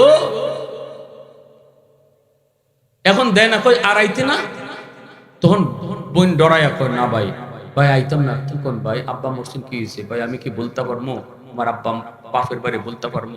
হয়তো তুই যে জমি লই যাবি গা, অংশ লই যাবি, তুই বেড়াইতে আইবি না? কয় ভাই আমার লাগতো না। এই কথা খান শুনবার লাগে হে গোতাটা দিছে, কয় কি দেখো আমার লাগতো না। ভাই তুমি খাও, ই খাওয়া হালাল হয়েছে নি? জোরে কই। এটা হইলো চুরি দুইটা মাপ নিতেছে, ডেগার দুইটা মাফ নেয়। আমারে ধরছে একবার ডাকাইতে, আমরা বান্না শুন থেকে যাইব নগর প্রোগ্রাম করে আইতেছে, 3 জন মেহমানে আটকাইছে মোটরসাইকেল, 3 জনের মুখোশ পরা, রান্দা আতো। ড্রাইভার একটা লাথি মারছে, ড্রাইভারের মেয়ে করে কান্না শুরু করছে। আমার হুজুর আপনি আমরা ধরতাম না, টাচও করতাম না, তবে জানি হুজুর আপনি 3টা মাহফিল করে আইছেন, টাকা আছে, দেন কি হিসাব তো হুজুর টাকা দেন দিলাই। আমি কইলাম আচ্ছা নাও টাকা নিতে, টাকা দিলাই। দেওয়ার সময় মুখোশ পরা তো আমার কয় হুজুর বদ্ধ দিয়ে না। ওই কি কয় হুনে, হুজুর বদ্ধ দিয়ে না। আমি না না না না, কি এর বদ্ধ, কত লম্বা রান্দা দিলে বদ্ধ আইব মুখ দিয়ে, বদ্ধ আইতো আরেকবার। না না না, কে বদ্ধ?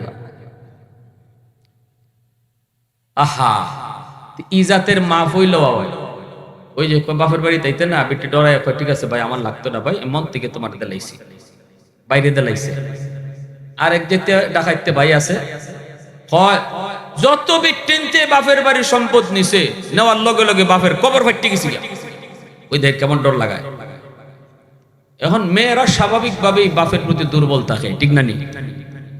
ছেলেরা থাকে মার প্রতি দুর্বল, আর মেয়েরা থাকে বাপের প্রতি একটু দুর্বল বেশি। যেই মাত্র কয় যত বেটা যত বিটে বাপের বাড়ির সম্পদ নিছে, বাপের কবর ফাইটে গেছে, ডরাই ভাই আমার নারী লেইতেই দেখো ভাই, আমার কোনটা লাগতো না, কুস্তালে বদনাও নিতাম, তুমি খাও। মনে রাখবা এমন চেঁচাটা খাইবা, চেঁচাটা কারে করে? হাসরের মাঠে কেউ দেখবে বইনের মামলা। হাসরের মাঠে কার মামলা? জোরে কম। ওই হকুল ইবাদের মধ্যে, বন্দার হকের মধ্যে বইনের মামলাটা পড়ছে। আল্লাহ পাক রব্বুল আলামিন তখন কইব যা বইনের কাছ থেকে তুই মামলা আগে ডিসমিস কর, এরপরে আমি আল্লাহ তোর নামাজ রোজা লইয়া তোরে জান্নাতি দিন। বোনকে যায় কইব বোন গো মাফ করবা, বোন তুমি মাফ করে দাও, এত আদরের বোন ছিলা তুমি, বোন তুমি মাফ করো।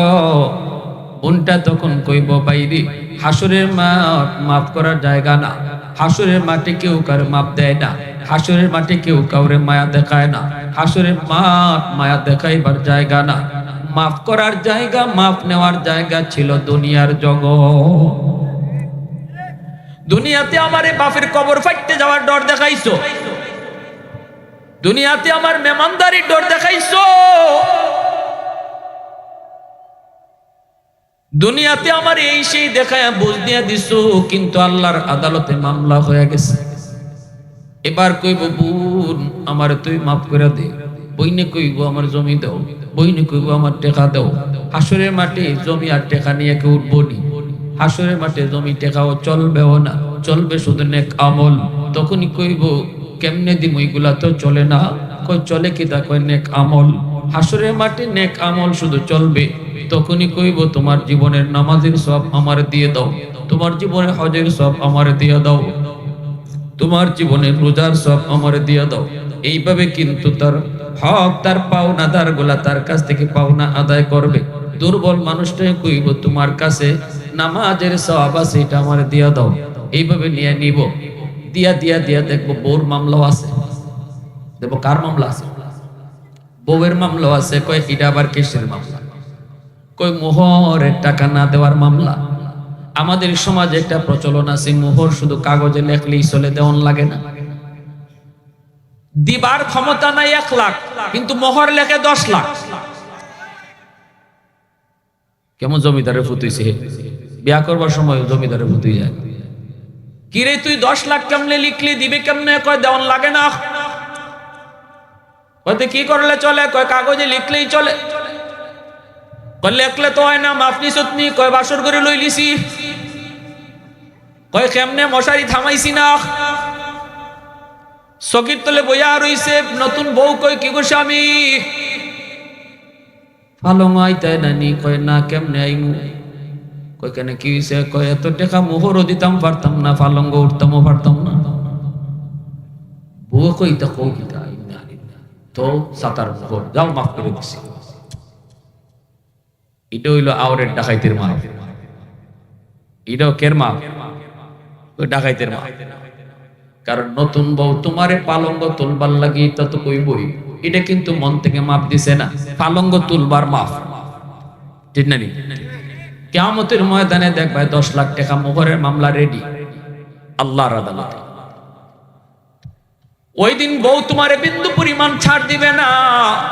এত মায়া কইরা যায় কইবা, বিবি গো ঈদে ঈদে তোমারে নতুন শাড়ি কিনে দিলাম। ও বিবি, যখন যা চাইছো তোমারে তা আইনা দিছি। বিবি গো একটু মাফ করো, আটকে বললাম তো। বিবি তখন কইব কেডা তুমি? অত মায়া আমার কাছে নেই, অত মায়া নাই। কিয়ামতের মাঠে কেউ কাউরে মায়া দেখায় না। ইয়াউমা ইয়াফিরুল মারউ মিন আখিহি ওয়া উম্মিহি ওয়া আবিহি ওয়া সাহিবাতিহি ওয়া বানিহি লিকুল্লি ইমরিইম মিনহুম ইয়াউমা ইযিন শা'নুন ইউগনি। কিয়ামতের ময়দানে সবাই সবার থেকে ভাগবে। কেউ কাউকে একটু উপকার করবে না, কেউ কাউকে মায়া দেখাবে না। মা সন্তানকে মায়া দেখাবে না, সন্তান বাপ মারে মায়া দেখাবে না। যেই মা সন্তানের জন্য জীবন দিত, কইতো আগে আমারে মার, এরপরে আমার ছেলের গায়ে হাত তুল। দুনিয়ায় যেই মা যে কইতো আমারে আগে মারো, তারপরে আমার ছেলেরে ধরো, ওই মা কিয়ামতের ময়দানে সন্তান বিপদে পইরা মার কাছে একটা নেকির জন্য আইবে। মা কইবে কে গো তুমি? চিনি না, দুনিয়াতে আমার কোনো তোমার মতো সন্তান ছিলই না। কে তুমি? চিনি না। শুধু ইয়া নফসি আল্লাহ আমারে বাঁচাও। বাপ মা চাইবো সন্তানের গাড়ে দুষ ফালাইয়া কেমনে নিজে বাঁচত, মা চাইবো সন্তানের গাড়ে বিপদে ফালাইয়া নিজে বাঁচত, বউ চাইবো স্বামীর গাড়ে দুষ চাপাইয়া নিজে বাঁচত, স্বামী চাইবো বউর গাড়ে দুষ চাপাইয়া নিজে বাঁচত। কে কারে বিপদে ফালাইয়া নিজে বাঁচতে পারে, সেই চিন্তায় হাসরের মাঠে সবার একই চিন্তা থাকবো, আল্লাহ আমারে বাঁচাও, আমারে বাঁচাও। কেউ কইতো না আল্লাহ আমার আম্মা কই, কেউ কইতো না আল্লাহ আমার আব্বা কই, কেউ কইতো না আল্লাহ আমার স্বামী কই। হাসরের মাঠে কেউ কাউরে খুঁজবে না রে যুবক। আজকে যে স্ত্রীর জন্য তুমি হারাম কামাই করতেছো, আজকে যে স্ত্রীর মায়ায় পইরা তুমি সুদের ব্যবসায় জড়াইছো, আজকে যে স্ত্রীর মায়ায় পইরা তুমি অন্যায় কাজে জড়িত হইছো, ওই স্ত্রী কিয়ামতের ময়দানে বিন্দু পরিমাণ তোমারে মায়া দেখাবে না। ছোট ভাইয়া কয় ভাই সুদের ব্যবসা কইরো না, কারণ হাসরের মাঠে এই সুদের টাকা দিয়ে আমরা যারা ফালতেছো খাওয়াইতেছো কেউ তোমার উপকারে আসবে না। বড় ভাই কয় কসকি তুই রক্ত পানি করতেছি, বউ বাচ্চা ফালতেছি, এরা আমার উপকারে আইতো না, আমার সাহায্য করতো না। কয় না, ছোট ভাই পরে মাদ্রাসায়, বড় ভাই করে সুদের ব্যবসা। এইবার বড় ভাই কয় যা হর। ছোট ভাই কয় যদি তোমার বুঝে না পড়ে তাহলে দুনিয়ায় পরীক্ষা করে দেখো, বিপদে পড়লে তোমার পাশে কেডা খার হয়। কেমনে পরীক্ষা করবো? ছোট ভাই কয় চলো আমার সাথে, বট গাছের তলে তোমার লইয়া যাইমু, তুমি মরা মানুষের বান্ধরে ফিরে দেখো, এরপরে তোমার বাড়িতে লইয়া আইমু তোমার লাশ বানাইয়া, আর তুমি লাশ, এরা জানবো সবাই তুমি লাশ, আর আমি জানি তুমি জিতা, তুমিও জানো তুমি জিতা। খালি কানটা খাড়া রাখো, বাবি কিতা কয়, আব্বাই কিতা কয়, আম্মাই কিতা কয়, ভাতিজাই কিতা কয়, একটু শুধু কানটা খাড়া কইরা শূন্য, যেমন কাজ তেমন কথা, যেমন কথা তেমন কাজ। লাশ নিয়ে আইতে কই আব্বা ভাইয়া তো বট গাছের লইয়া, বট গাছের নিচে গিয়া ওই ফইরা গেছে মাটি। কসকি কহ আব্বা ভাই তো নাই, বাপ আইছে, ভাবি আইছে, ভাতিজা আইছে, সবাই আইসা কান্নাকাটি শুরু করে দিছে। নাই নাই নাই, সবার একই কথা নাই। এমনি ছাত্ররা কয়, ছোট ভাই কয় একটু খারাও, মুফতি সাহেবের কাছে একটু যাই, মনে হয় দম আটকা রইছে, এটা কোনো জিনের কারবার হইব। আমি হুজুরের কাছ থেকে আইতেছি, দৌড় দিয়া গেছে, গিয়া আবার আইছে দৌড় দিয়া, ফিরত কয় আব্বা মুফতি সাহেব হুজুরে জিন হুজুরে একটা দোয়া শিখাই দিছে, ভাই মরছে না, দম বুঝে আটকা রইছে, এই একটা ফু শিখাই দিছে, ফু, এই ফুটা যদি আমি ভাইয়ারে দেই সাথে সাথে ভাইয়ের দম ফিরে আইব। বাপে কয় বাবা দেরি করিস না, তাড়াতাড়ি ফু দে, আমার ফুতুই আমারে দে, আমার সংসারটা চালায়, দে দে দে তাড়াতাড়ি ফু দে। ছোট ভাই কয় ফু দিমুনে, পরে শর্ত আছে ফু দেওয়ার। হুজুরে কই দিছে, জিন হুজুরে কইছে ভাইয়ারে ফু দেওয়ার আগে এই ফুটা একটু জিতা মানুষের শরীর দেওয়ান লাগবো। এই জিতা মানুষটা ফু খাইয়া মরতেও পারে, জিতা থাকতেও পারে, সম্ভাবনা আছে দুইটারই, মরতেও পারে জিতাও থাকতে পারে। এরপরে যদি বাইরে ফু দেই তাহলে ভাই 100% জিতা হয়ে যাইব। ও আব্বা আমার বাইটা এত কষ্ট কইরা হালাল হারাম না বুঝিয়া তোমরা রে খাওয়াইতেছে ফালতেছে, এই বাইটারে বাঁচাইবার লাগি আব্বা তোমার শরীর ফুটা দিমুনি। বাপে কয় খারো, দেখায় না আসু দিগানতা, এর বউরে ডাক দে, এর বউরে ডাক দে, আমার শরীর ফুট দিস না। ভাবি দৌড়ে আইছে, ভাবি ভাইয়া মরছে না, ভাইয়া জিতা হই যাইব। কেমনে কই জিন হুজুরে ফু শিখাই দিছে, ফু দম আটকে রইছে, তাড়াতাড়ি দেও। আরতে এর আগে একটা শর্ত আছে, একখান ফু, এই ফুটা জিতা মানুষের শরীর আগে দেওয়ান লাগবো। এই জিতা মানুষটা ফু খাইয়া মরতেও পারে, জিতা থাকতেও পারে। এরপরে যদি বাইরে ফু দেই ভাই 100% জিতা হইব। জিন হুজুরে কই দিছে, আব্বারে কইছিলাম ফুটা লইব নি, আব্বাই ফু লয় না। ও বাবি তুমি তো আমার ভাইয়ের জানের জান, ফরানের ফরান, ঈদে ঈদে শাড়ি দিছে, অলংকার দিছে, এই বাইটারে বাঁচাইবার লাগে তোমার শরীর ফু দিমুনি। এমনি ভাবি কয় যেখানে আসি গানে খারো, যে মরছে হই মরু, যে মরছে মরা বেটা শুনতাছে নি, জোরে মাতবা মরা বেটা শুনিনি, এ মরা না জিতা। মনে মনে কয় কিতা কইলে, যে বেটা মরছে হই মরু, দেখারো জিতা হইলে, খালি জিতাটা হইয়া না। ডাক দিছে ভাতিজা, তোমার আব্বা জিতা হইব, ফু একটা লইবাইনি, তোমার মায়া লয় না, তোমার দাদা লয় না। ভাতিজারে মেট্রিক পরীক্ষা পাস করছো, মোবাইল কিনে দিছে, ইন্টারমিডিয়েট পাস করলে তোমার হুন্ডা কিনে দিব। এত মায়া করে আমার ভাইটাই তোমার এই বাপরে বাসে ইবার লাগি ফুটা তুমি শৈল্য নিবাইনি। এমনি ভাতিজা কয় চাচা যেখানে আছো এখানেই থাকো, আজ থেকে তুমি আমার আব্বা। আমার বাপুই পাল্টাইলিছে। এমনি মরা বেটা উঠতে দিছে দৌড়, এক দৌড় মুফতি সাহেব গিয়া কো হুজুর তওবা করলাম, জীবনে আর সুদ চাইতাম না, বুঝ হয়ে গেছি গো, আমার জন্য কেডায় কদ্দুর করো, একটা কয় যেটা মরছি এটাই মরুক, আর ফুলায় বই বদলাইলাই,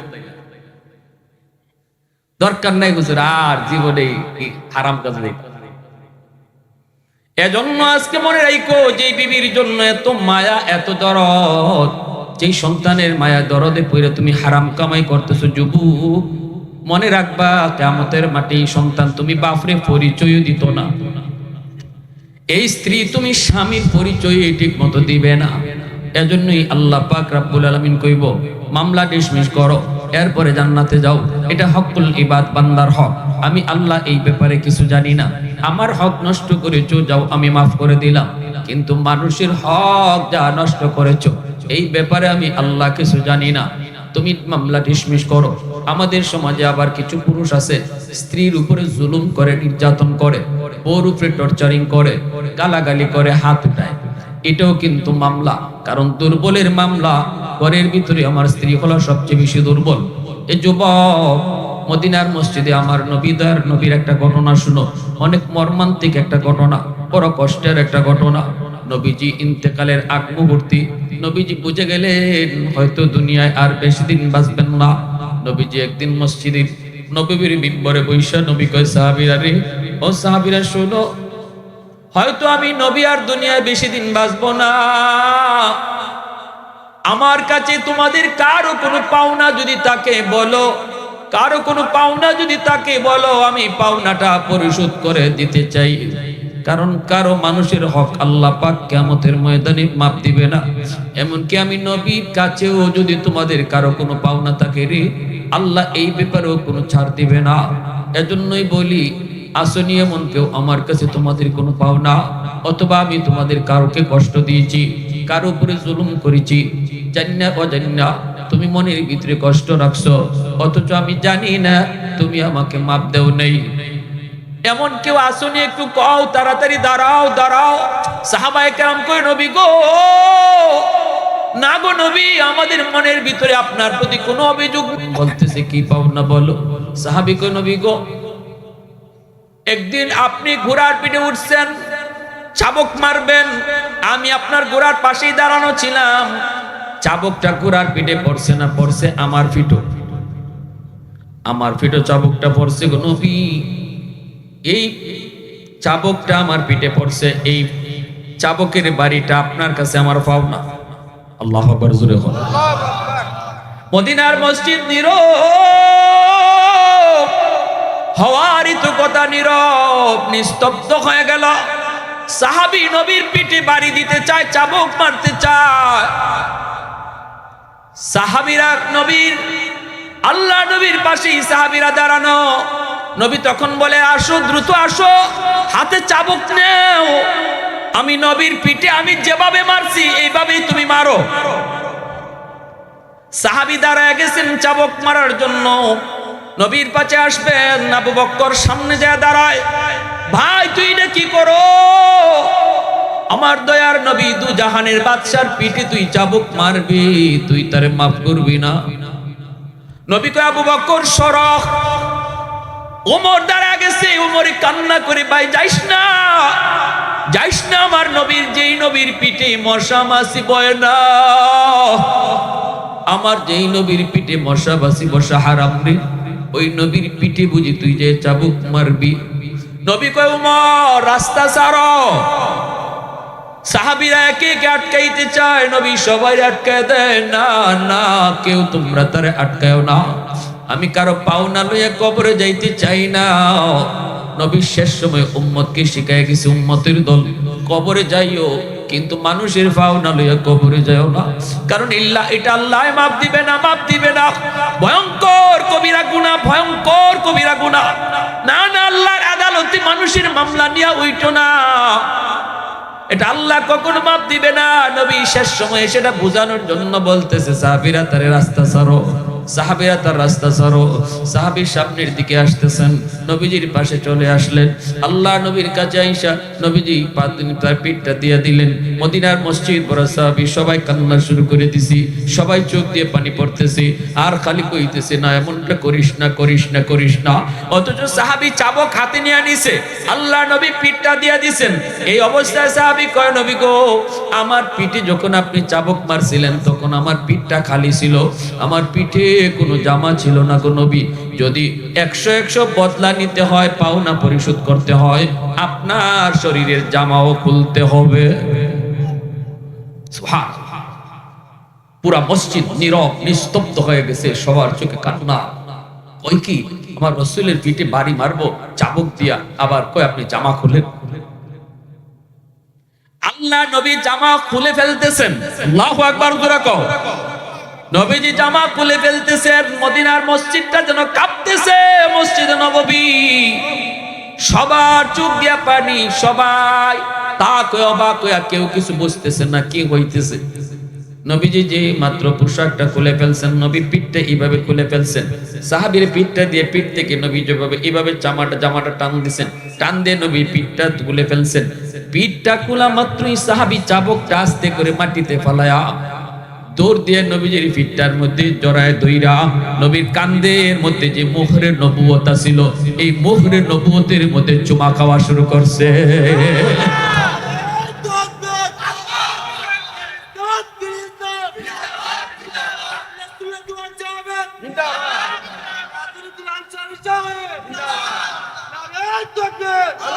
कौनैन मुख्तार खुदा तुमको बनाया, कौनैन मुख्तार खुदा तुमको बनाया, उम्मत का निगाहबान खुदा तुमको बनाया, उम्मत का निगाहबान खुदा तुमको बनाया।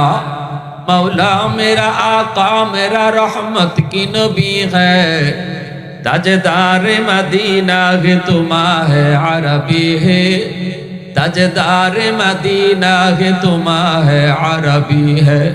अशजार ने देते हैं नबूवत के शहादत, तशकीक कमर में है तो अंगुल की इशारा, तशकीक कमर में है तो अंगुल की इशारा। मुसलमाনের आवाज़े को अल्लाहु अकबर। সাহাবী চিৎকার দিয়া কই, নবী গো, আমি চাবুক দেওয়ার নিয়তে আপনার পিঠের জামা খুলাই নাই, মূলত মোহরে নবুয়তে চুমা দেওয়ার জন্য। সুবহানাল্লাহ। ভাইরা বন্ধুরা, জন্য নবী শিখায় গেছে উম্মতকে, উম্মতের দল। আমার নবী তো 100% শিওর ছিলেন নবীর পিঠে চাবুক মারবে। রহমতের নবী চাবুক মারা সহ্য করে নিছেন, মান্না নিছেন, উম্মতকে শিখায় গেছেন। উম্মতের দল, আমি নবী যদি আমার পিঠে চাবুকটা নিয়ে কবরে যেতে চাই, তাহলে তোমরা তোমাদের কবরে কেমনে যাইবা? অমুকের পাওনা লইয়া, তমুকের পাওনা লইয়া, অমুকের মনে কষ্ট দিয়া, বউর মনে কষ্ট দিয়া, মার মনে কষ্ট দিয়া। মনে রাখবা, একজন মা সন্তানের প্রতি যদি অসন্তুষ্ট থাকে, যুবক, বান্দার হকের ভিতরে বাপমার হক হলো সবচেয়ে বড় হলো বাপমার হক। এজন্য আল্লাহ পাক পবিত্র কুরআনুল কারীমে বান্দার হকের আলোচনা যেখানেই করেছেন, সেখানেই বাপমার হকের কথা আগে আনছেন। ওয়াকাদা রাব্বুকা আল্লা তা'বুদু ইল্লা ইয়্যা ওয়া বিল ওয়ালিদাইনি ইহসানা আনিশকুরলি ওয়া লিওয়ালিদাইক। কুরআনুল কারীমের ভিতরে আল্লাহ পাক তার হকের কথা যেখানে কইছেন, এখানেই বাপমার হকের কথাও বলছেন। আল্লাহ পাক বুঝিয়ে দিচ্ছেন, মনে রাখো, কোন সন্তানের উপরে যদি বাপমার মামলা থাকে, সে জিন্দেগিতে কোনোদিন জান্নাতে যেতে পারবে না। বাপমার মামলা যদি থাকে, যুবক, মারে তুমি কষ্ট দাও, বাবারে কষ্ট দিয়েছো, মারে তুমি খাওয়াও না, বউ নিয়ে আরামে, বউ নিয়ে বাচ্চা নিয়ে তুমি খাইতেছো, অথচ বুড়া মা কষ্ট করে, বাবায় কষ্ট করে। মনে রাখবা, জিন্দেগির নামাজ, জিন্দেগির রোজা, জিন্দেগির হজ, জিন্দেগির সমস্ত নামাজ রোজা আল্লাহ পাক আটক করে দিবে। মদিনার কবরের পাশ দিয়ে আমার নবী যাইতেছেন, নবীজি দেখতেছেন অন্তর চোখ দিয়া কবরের ভিতরে একজন যুবক জাহান্নামের আগুনে জ্বলতেছে। নবীজি অন্তর চোখ দিয়ে দেখে ফেলছেন। দেখাইছেন কেডা? জোরে বলেন কেডা? আল্লাহ পাক দেখাইছেন। নবী ডাক দিয়ে কই, সাহাবীরা রে, আমাকে আল্লাহ দেখাইছে এই কবরের ভিতরে একটা যুবক আগুনে পুড়তেছে আর মা মা কয়ে চিৎকার করে কাঁদতেছে, সাপের কামড় খাইতেছে। আমি নবী একটু তার জন্য সুপারিশ করব, তোমরা আমার সাথে আমিন আমিন বলবা।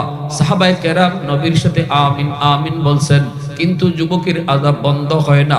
নবী আবারও হাত উঠাইছেন, আযাব বন্ধ হয় না। আবারও নবী হাত উঠাইছেন, আযাব বন্ধ হয় না। এবার নবী জানতে চাইলেন, মালিক ঘটনা কি? আমার হাতের দাম তোমার দরবারে কমে গেল নাকি? আমি কি কোনো সমস্যা করেছি? আমি কি কোনো ভুল করেছি? আল্লাহ পাক কয়, না বন্ধু, তোমার কোনো ভুল হয় নাই, হাতের দামও কমে যায় নাই, তোমার হাতের দামও কমে যায় নাই।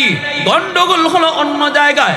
মার কলিজায় ব্যথা, মা এখনো দুনিয়ায় জীবিত, মরণের সময়টাতেও মা ছেলেরে মাপ দেয় নাই। মার কলিজায় ব্যথা, কলিজায় ব্যথা দিয়া সন্তান কবরে চলে আসছে। এই যুবক কেউ জানে না কে কবরে আগে যায়, মা আগে যায় নাকি ছেলে আগে যায়, বাপ আগে যায় নাকি ছেলে আগে যায়। দুনিয়া আসার সময় সিরিয়াল মেনটেন হয়, যাবার কোনো সিরিয়াল নেই। সন্তান আগে যাবে না বাপ যাবে, দাদা আগে যাবে না নাতি আগে যাবে, কেউ জানে না, কেউ জানে না। মার কলিজায় ব্যথা, এই ব্যথা রাইকেই ছেলে মার কাছ থেকে মাফ না লইয়া, মার কলিজায় ব্যথা দিয়া, মার কলিজা খুশি না কইরা সন্তান মরণের ঘাটে এই অবস্থায় মা তারে মাপ দিছে না। বন্ধু, যতক্ষণ পর্যন্ত এই মার কলিজার কষ্ট দূর না হবে, আমি আল্লাহ তার আযাব বন্ধ করব না। নবী কয়, মালিক আমাকে রহমতের নবী বলেছো, রহমতের নবী কবরের পার দিয়া যাবে আর কবরের ভিতরে আযাব হবে? হয় না গো মালিক, হয় না, হয় না। আল্লাহ পাক রব্বুল আলামিন কয়, মায় মাফ না করলে আমি মাফ করব না। বন্ধু, তোমার সুপারিশ কবুল করবো না।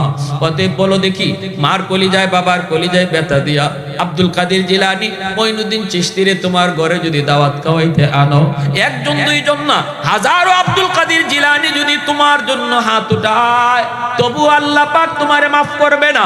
কারণ আমার নবীর চেয়ে হাজার নয় কোটি আব্দুল কাদের জিলানীও নবীর সমান না। যেখানে নবীর সুপারিশটা আল্লাহ কবুল করলো না, সেখানে আমি আমার পীর সাহেবের দরবারে গরু নিয়ে গেলাম, অথচ মারে খালি কমলা খাওয়াইলাম না, মারে খুশি করলাম না, ফিরে আমি আত্মি খাওয়াইয়া খুশি করলাম। আল্লাহ খুশি হয় না, আল্লাহ খুশি হয় না। আল্লাহ কই, বান্দা বাপ মারে খুশি করলে আমি আল্লাহ খুশি হয়ে যাই। রসুলকে, রসুলের মাধ্যমে আল্লাহ জানায় দিছে, রেদার রাব্বি ফি রেদাল ওয়ালিদাইন ওয়া সাখাতুর রাব্বি ফি সাখাতিল ওয়ালিদাইন। এজন্য মায়ার নবী, দয়ার নবী কয়, সাহাবীরা তাড়াতাড়ি করে যাও, তার মাকে যে আমার সালাম জানাও। সাহাবায়ে কেরাম মহিলাকে সালাম জানাইলেন। মহিলা নবীর কাছে আসলে পরে নবী কই, মা গো, কবরটা তুমি চিনছনি? মহিলা কই, চিনছি গো নবী, আমার সন্তানের কবর। আল্লাহ নবী কই, মা, সন্তান বুঝি তোমারে কষ্ট দিয়েছে গো, সন্তান বুঝি তোমারে অনেক কষ্ট দিছে, তুমি তারে মাপ দাও নাই, এজন্য কবরে আযাব ভোগ করতেছে। আল্লাহ আমারে অন্তর চোখে দেখায়া দিছে, কবরের আযাব আল্লাহ মানুষে দেখায় না। যদি আল্লাহ কবরের আযাব মানুষে দেখাইতো রে যুবক, রাতের বেলা কবরের পাশ দিয়া তুমি এখন যাও, দিনের বেলাও কেউ কবরের পাশ দিয়া যাইতো না। যদি মানুষকে আল্লাহ কবরের আযাব দেখাইতো, তাহলে মা মরলে পরে মার লাশ নিয়ে সন্তান কবরে যাইতো না, বাবার লাশ নিয়ে সন্তান কবরে যাইতো না। কবর দেখা যায় যদ্দূর, এর দূরের ভিতরে কেউ বাড়িঘর বানাইতো না, দুনিয়ার নিজাম পাল্টে যাইতো, দুনিয়া অচল হয়ে যাইতো। এজন্যই আল্লাহ পাক কবরের আযাব মানুষের চোখের আড়াল করে রাখছে, মানুষের চোখের আড়াল করে আল্লাহ দুনিয়ার ব্যবস্থাপনা ঠিক রাখছে। কিন্তু আল্লাহ আমার নবীর অন্তর চোখে দেখায়া দিছে। নবীজি দেখতেছেন আর বলতেছেন, মা, তুমি তারে মাফ না করলে আল্লাহ তারে মাফ দিত না।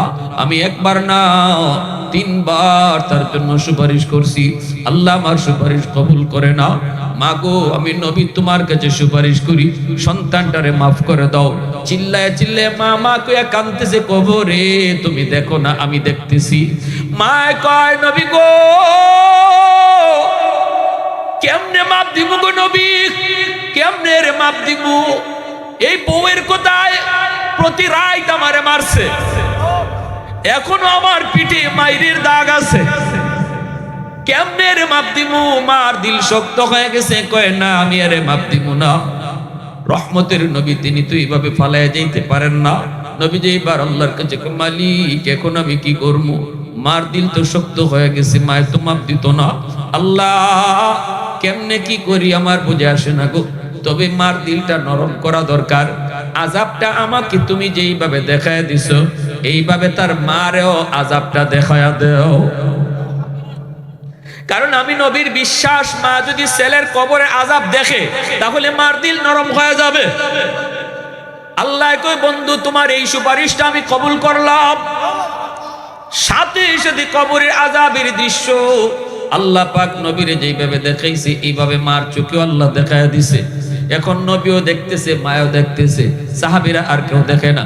মায় যেই মাত্র দেখছে ছেলের আযাব আগুনে পুরার দৃশ্য আর মা মাকে চিৎকার করার আওয়াজ, সাথে সাথে মার দিলটা নরম হয়ে গেছে। মায় ডাক দেয়া কই নবী গো আমি মাফ করে দিয়েছি।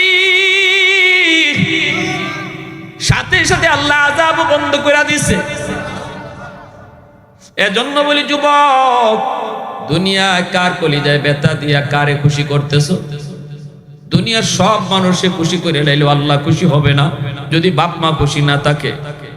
শ্বশুর শাশুড়িরে খুশি করো, আপত্তি নাই, কিন্তু শ্বশুর শাশুড়ি খুশি থাকলে আল্লাহ খুশি এমন হাদিস আমরা পাই নাই। হাদিস পেয়েছি বাপ মা খুশি থাকলে আল্লাহ খুশি। হক্কানি পীর বুজুর্গকে খুশি করো, অসুবিধা নাই। খাঁটি আল্লাহ ওয়ালাদেরকে খুশি করো, আল্লাহ খুশি হয়। কিন্তু হাদিস আমরা পেয়েছি বাপ মা খুশি থাকলে আল্লাহ খুশি। এজন্য বলি যুবক, হকুল ইবাদের ভিতরে বাপ মার হকটা আল্লাহ পাক সবার আগে আনছেন, সবচেয়ে বেশি গুরুত্ব দিয়েছেন। সাবধান, মানুষের হক নিয়ে কেউ চিনিমিনি খেলবা না। আল্লাহ কখনো এটা মাপ দিবে না, মাপ দিবে না। আল্লাহ তার নিজের হক কেউ নষ্ট করলে মাফ করে, কিন্তু বান্দার হক নষ্ট করলে আল্লাহ মাফ দেয়। বড় ভাই ওই ছোট ভাইরে ঠকাইছো, মনে রাখো, মনে রাখো, যে যারে ঠকাইতেছো যদ্দুরি লাভ করছো, এই লাভের এক আনা লইয়াও কেউ কবরে যাইতায় না। ঠিক না? যেই সন্তান রে মানুষে ঠকাইয়া সম্পদ দিয়া গেছো, এই সন্তান যদি তুমি যা ঠকাইছো এগুলা যদি মানুষে ফেরত না দেয়, বাপে যা অন্যায় করছে এগুলা যদি সন্তান মানুষে বুঝায় না দেয়, কিয়ামতের আগেও আজীবন কবরের আগুন নিভবে না।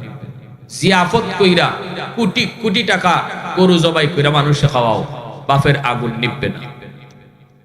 ফাওনা মানুষের উপরে বাবা যদি কোনো জুলুম করে থাকে, কারো হক নষ্ট করে থাকে, এজন্য আল্লাহ রাসূল কইছে আদর্শ সন্তানের একটা পরিচয়, নেক সন্তানের একটা পরিচয় হলো বাবা মারা যাওয়ার পর বাবার দ্বারা কারো হক নষ্ট হয়েছে কিনা এটা খুঁজে দেখতো।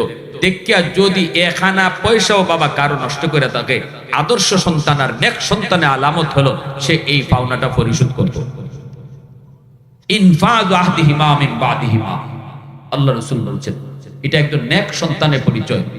জিয়াফত পরে করো, গরু জবাই করে আত্মীয় জবাই করে মানুষে পরে খাওয়াও। আগে দেখো তোমার বাপে তোমার ফুফুদের সম্পদ নষ্ট করছে কিনা, ফুফুদের হক দিছে কিনা।